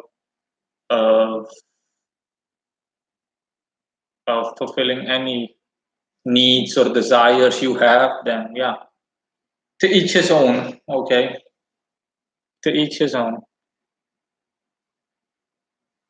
Occult experience says, theoretically speaking, what would happen if you offer cocaine to a spirit? Would it go to work very quickly? That's a good one. To demons, arguably, you could offer it, but it's still not recommended. It's it's a really weird offering, and it lacks value, as in moral value. It lacks any kind of heavy duty energy or anything similar. I mean, the intent behind offering it. I mean, I suppose that if you created an egregore called Senor Cocaine or some shit, then yeah, you could offer it like something. Holy crap. Look how far we've come. Okay, this has to be the weirdest live stream I've ever done. And this is the 25th live stream I've done, or I am doing. Uh, Jesus, man. It's like we're discussing fringe occultism right now. Occultism for the insane. That's serious. I'm serious. That's what it's like almost. You guys are a bit lucky. If honestly, under regular circumstances, I would literally have banned anyone that's focused. I would have banned someone like Nev Dream. Nev Dream, I would have banned you at the second comment. I was like, okay, you need to go. Itomansky Dejev is laughing. Cocaine for a spirit. Oh God, that's a good one. Marijuana is seen positive by many spirits. Sure it is. Code 99 says weirdest and funniest. Or offering LSD. Eric Anderson says funny fucker. Itomansky Dejev says imagine a spirit being high. No, a spirit can't be high. Spirits can't be high. High is a physical condition. Eric Anderson says cocaine for Lucifer. Yeah. Yeah. Holy crap. It's I almost feel like I am hosting a live stream for people that are in a mental institution.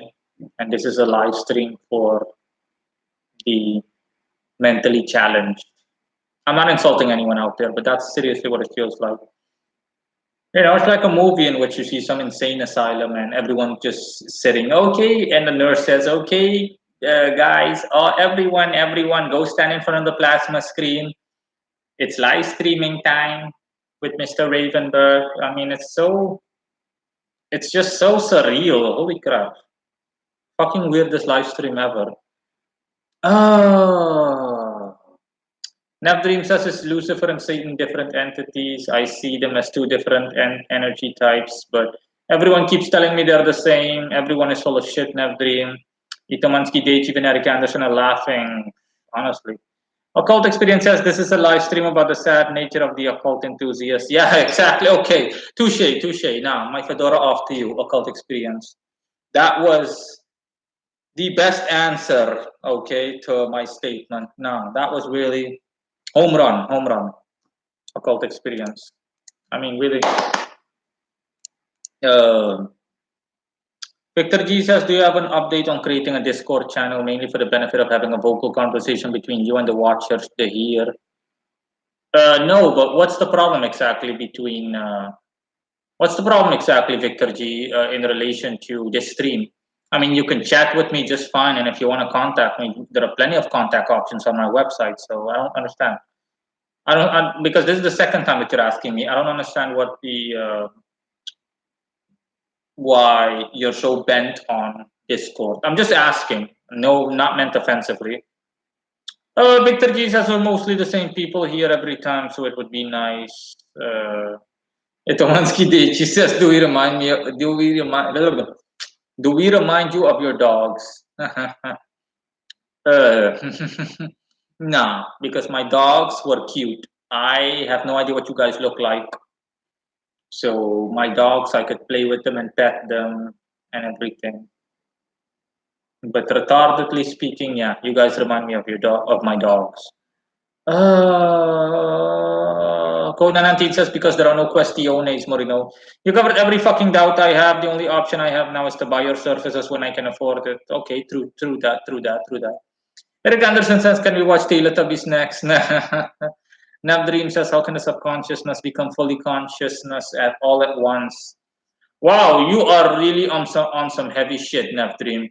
I don't know what kind of super cocaine mixed with heroin and whatever the fuck you're into or whatever you shoved up your nose or any other orifice. I have no idea what the hell you took or ingested, but man, it's in terms of potency, I think an overdose might kill you. So difference between voodoo, witchcraft, and the way you work primarily. Nef Dream looks more into ascension stuff. I don't think so. He looks like he's into some experimental drugs, some kind of super drugs that the American government had a scientist work on. Victor Jesus, actually, someone else mentioned Discord the last time, but there's no problem, mostly for a better personal relationship. The thing is that I don't hear Discord too often, so I don't know. I'm not familiar with too many people being keen on Discord. You know, Discord has never become so popular to the point where it's mainstream. Honestly, the amount of times that I've heard Discord mentioned online is what, less than 5 times. Code 19 says, yeah. Nev Dream is drugs. Eric Anderson says all dumbass dogs. Nev Dream says NCT. Victor G says, oh, it's huge actually, but mostly among gamers. Well, even then, I didn't hear from it. Yeah, Discord. Okay, yeah, I do. I do. Now that you mention it, I do recall the whole bond between Discord and gamers. Yeah, Discord is regularly mentioned in the gaming world, but so is Twitch. I mean, the other day I thought to myself, maybe I should start streaming via Twitch, but then I got the idea that, hey, Twitch is primarily for gamers. Other than that, Twitch isn't really popular, honestly. So yeah, like YouTube is still the best option, arbitrarily. Code 19 says, oh, I'm in Discord all the time, Morino, it's popular now. Okay, Discord is probably in top 5 of the most popular platforms. Twitch is also mainly gamers as well. Yeah, exactly. A lot of occult servers in Discord, as Morino said, it's just like any other parasitic occult groups. Yeah, so yeah. Yeah. I just favor YouTube. YouTube is familiar territory, if you will. With Discord, it just seems like it's not worth it because you guys can ask me anything here, and I can ask also anything of you guys. So I don't really see the point in doing so. Itomansky Deichi says, can a spirit make you gay? Yes. If you deliberately want it or as a side effect, sexual preference wise.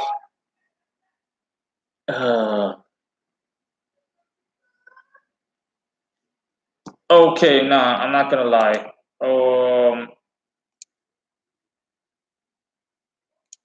I'm sorry, I'm sorry, guys, but I had to. Neff Dream is gone. I just had to shut him up, and he just went overboard. God, I have no idea what the hell that guy is on, or what that girl or person is on. The guy was just. I mean, the guy had enough energy to start his own hurricane or to become the hurricane itself, blowing my fedora away and everything. Itomansky Deichi says, "Oh, Neff Dream hit the bullet. Ouch." Victor G says, no, seriously. I mean, look at that. Well, you guys can see for yourselves. He's not there anymore. He's no longer part of the stream. I mean, this guy is just, even by occult standards, I've never met someone that is so wackadoodle. He's like the, he's like those monkeys, you know, with the symbols that just go like this, or the Energizer Bunny beating his drum. Oof, just oof. It's like the guy has 10,000 volts voltage batteries up his ass or something.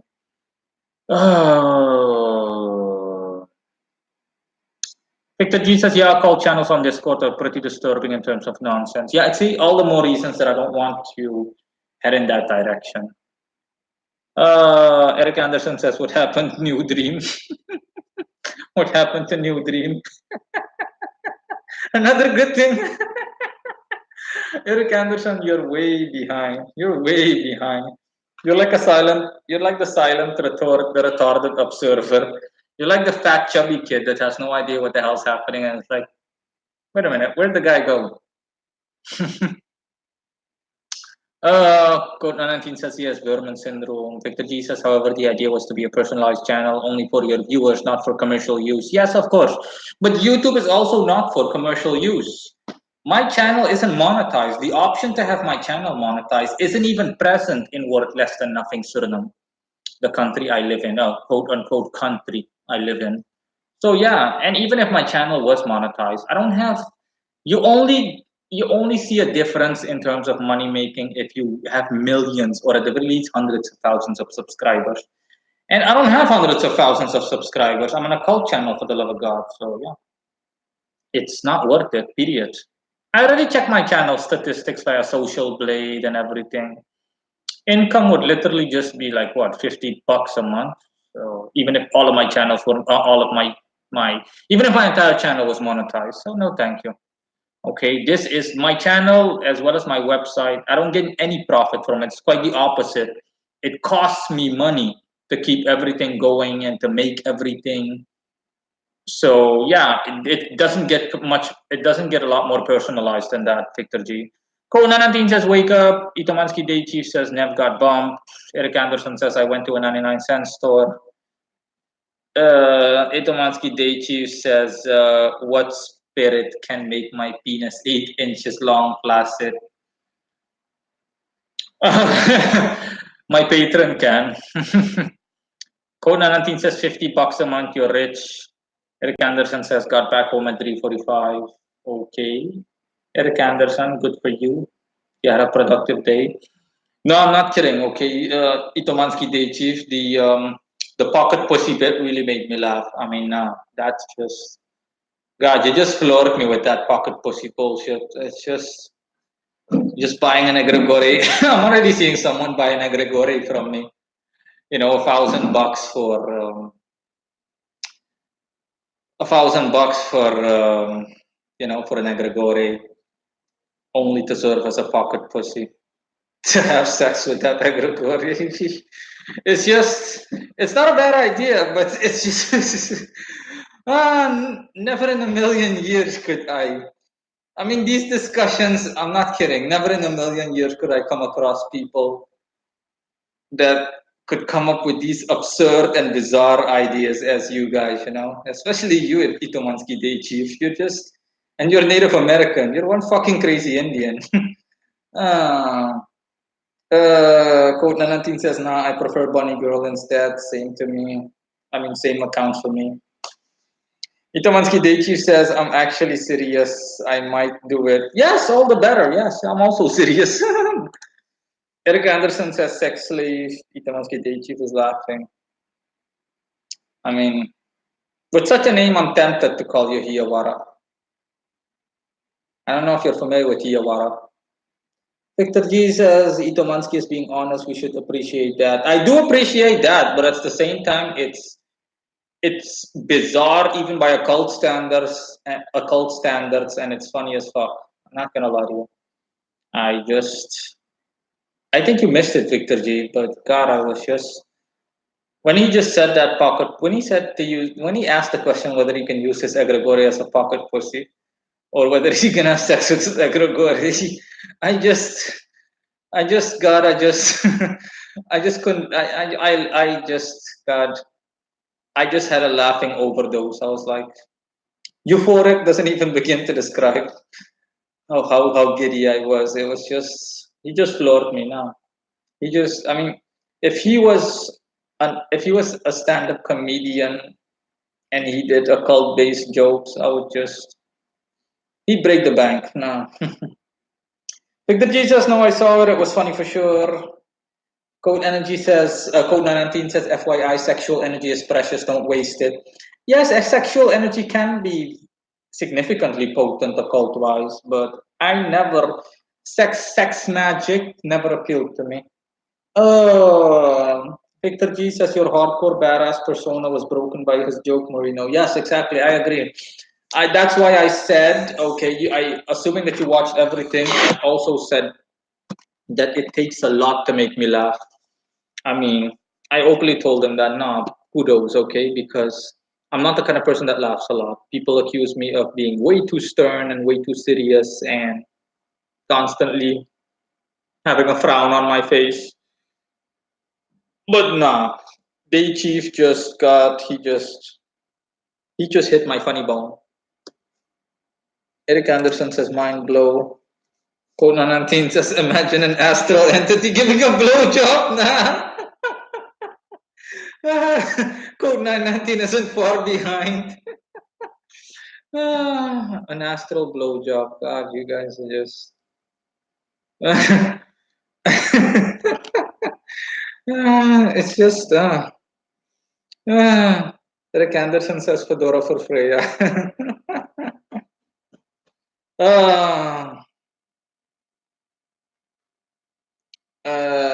God. I do remember that, but in all seriousness, I do remember that when I was a beginner,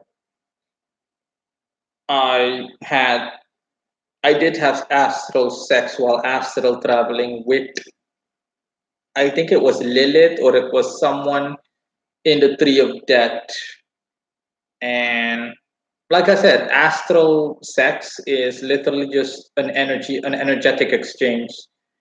And it leaves you with the astral version of the way you feel like after you orgasm. In all seriousness, I remember I shared this in an occult group, and people were just like, "Holy shit, am I reading that okay?" A guy told me that he had to blink twice, really slow, in order to see my comment.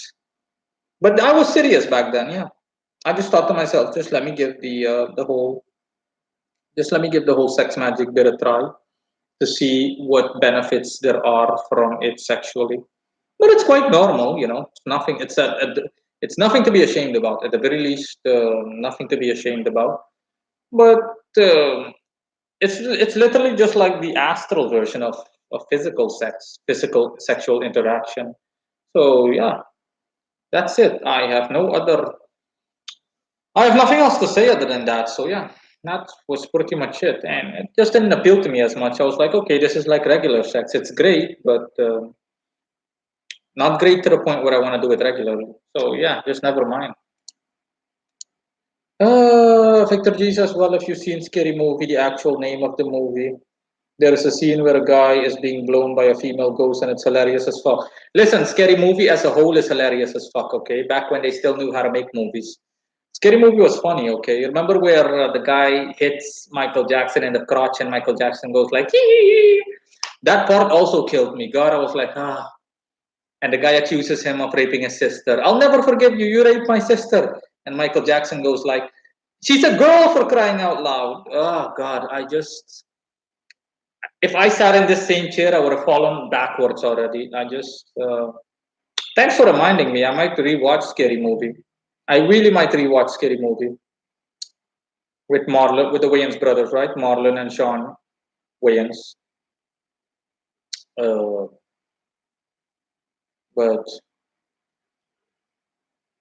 but yeah, I do miss Scary Movie. I miss movies like Scary Movie. Oh, Victor Jesus, or it was a girl having sex with a male ghost. Quote 19 says when you have sex astrally, will you ejaculate semen physically? No, it's literally purely astrals. Your astral body feels satiated for a minute or so, but there is no physical thingy. There is no physical there is no physical there's nothing physical that accompanies the astral exchange, with the exception of you getting excited, you know, and getting an erection during it. But no, not to the point where you'll ejaculate or similar. No. Victor Jesus quote, "No, nothing can happen." Yes, it can happen, but in any case, it didn't happen to me. And generally speaking, no, it's unlikely to happen. You have to be some kind of you have to be someone that has a short fuse, so to speak, as a guy, as a man, to you know, you have to be someone that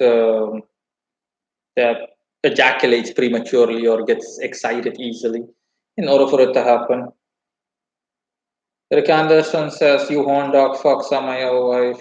What the fuck? Yes, that's normal. Okay, listen. The rules don't apply to the rules don't apply to spirits the same way they do to people.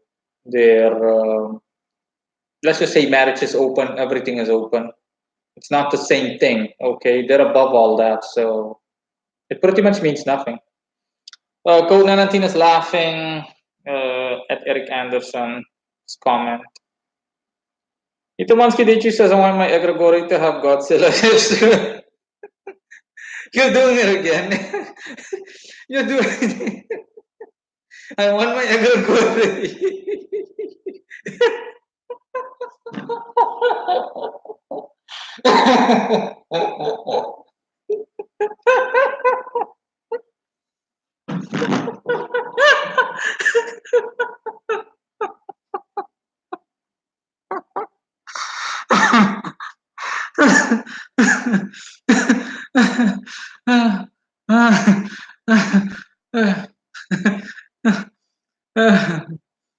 I want I want my egregore.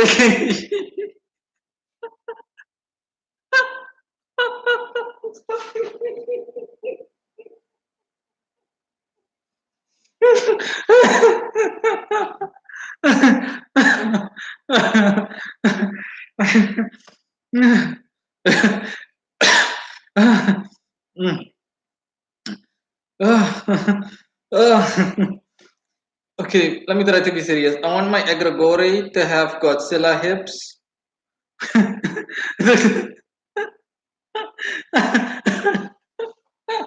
I have tremendous difficulty continuing.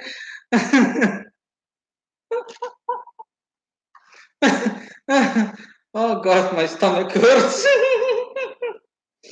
Oh, I want my egregore to have Godzilla hips with a Shakira waist.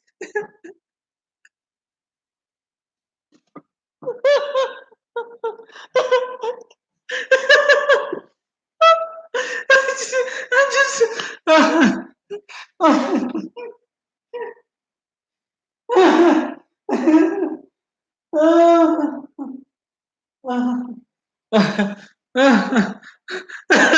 I just, God, I'm trying so hard to take it. I'm trying so hard to finish the fucking. I'm trying so hard to be serious about his comment, but I'm just God. Uh,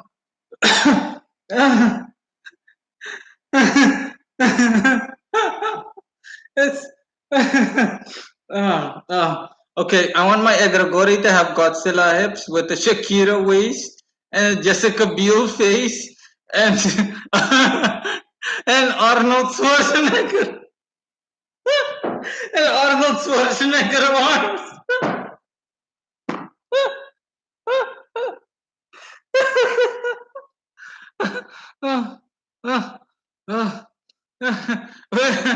Arnold Schwarzenegger arms with all-star kicks on.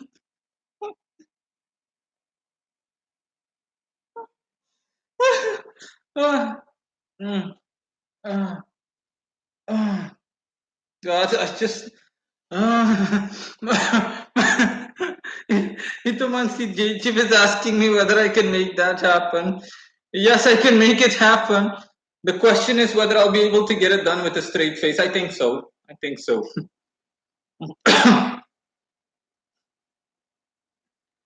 Code 19 says you may want to give a chance to Freya. Eric Anderson says I want a chance for her Katie. They say you're welcome anytime. Victor G says, okay, this was hilarious. Cheers to Itomansky Day, Chief. I hope your egregore manifests those majestic qualities. And Eric Anderson says, we'll kill Marino. Oh, mm, mm. In any case, Konanantin says, y'all are crazy astral perverts. Itamanski Dechi says, yes, I had hope. I want two of them. Listen, sure, no problem. No problem. And by the way, thanks for making my Monday a lot more interesting and a lot more hilarious. Ah, ah, ah.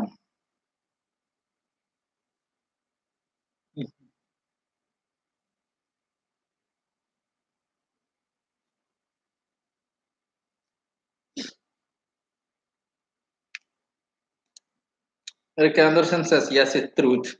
Oh, Nanati says, one for me, please. What are you going to do with two? I think he's going to have a threesome with the two of them.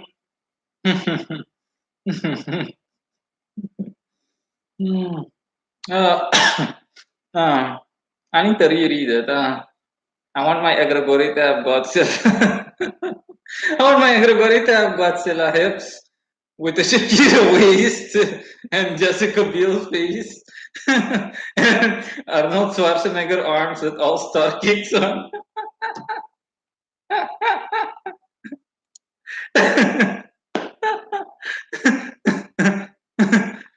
Victor Jesus for Godzilla hips though.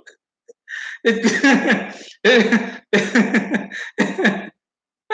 it will be crushing.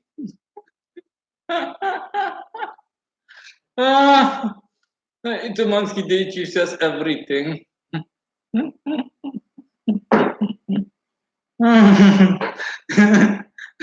Code 919 says Deichi deserves Best Egregore Creation Award. Oh, definitely, most definitely. Itomansky Deichi says there's gonna be the perfect balance between masculine and feminine. I mean, his combination of an egregore is seriously in all seriousness. His combination of an egregore is his combination of an egregore is like the horrific, nightmaric, realistic version of the realistic version of some kind of reminds me of some kind of Pokemon monster, some kind of Pokemon. Only difference is it's a realistic version and it's scary as fuck. Ugh.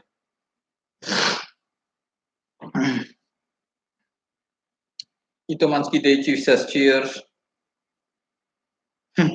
Victor G says I think Satan might give up his throne when he sees Itomansky's egregore.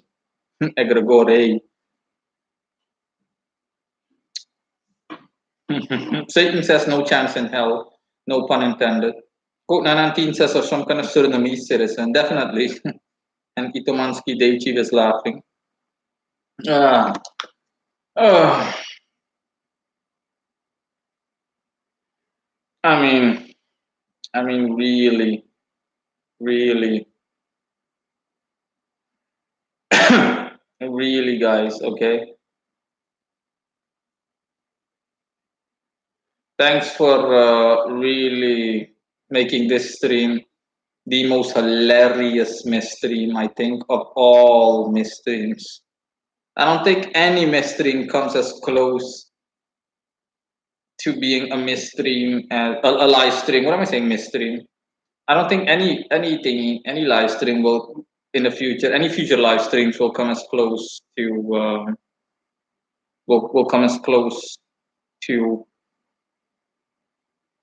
you know to being as funny as this one.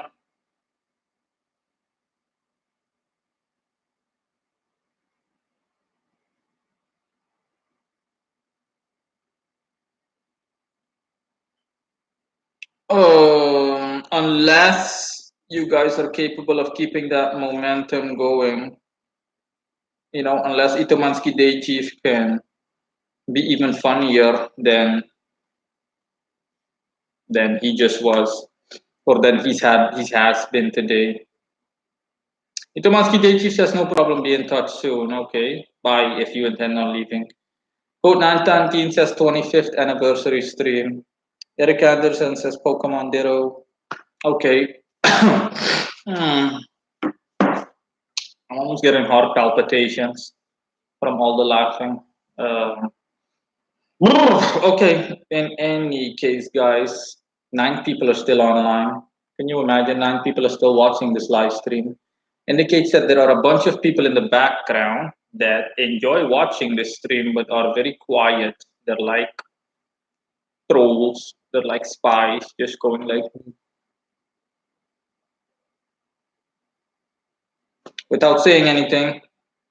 Code Nananti says, J Chief, you can kill someone with your comedy, man. Yeah.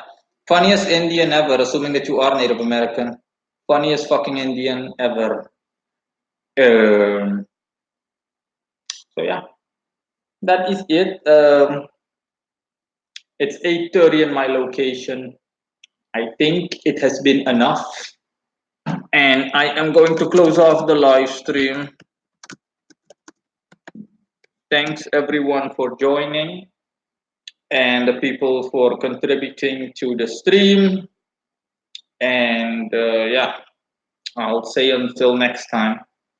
Code 919 is counting down. Bye to everyone. Bye bye. Bye.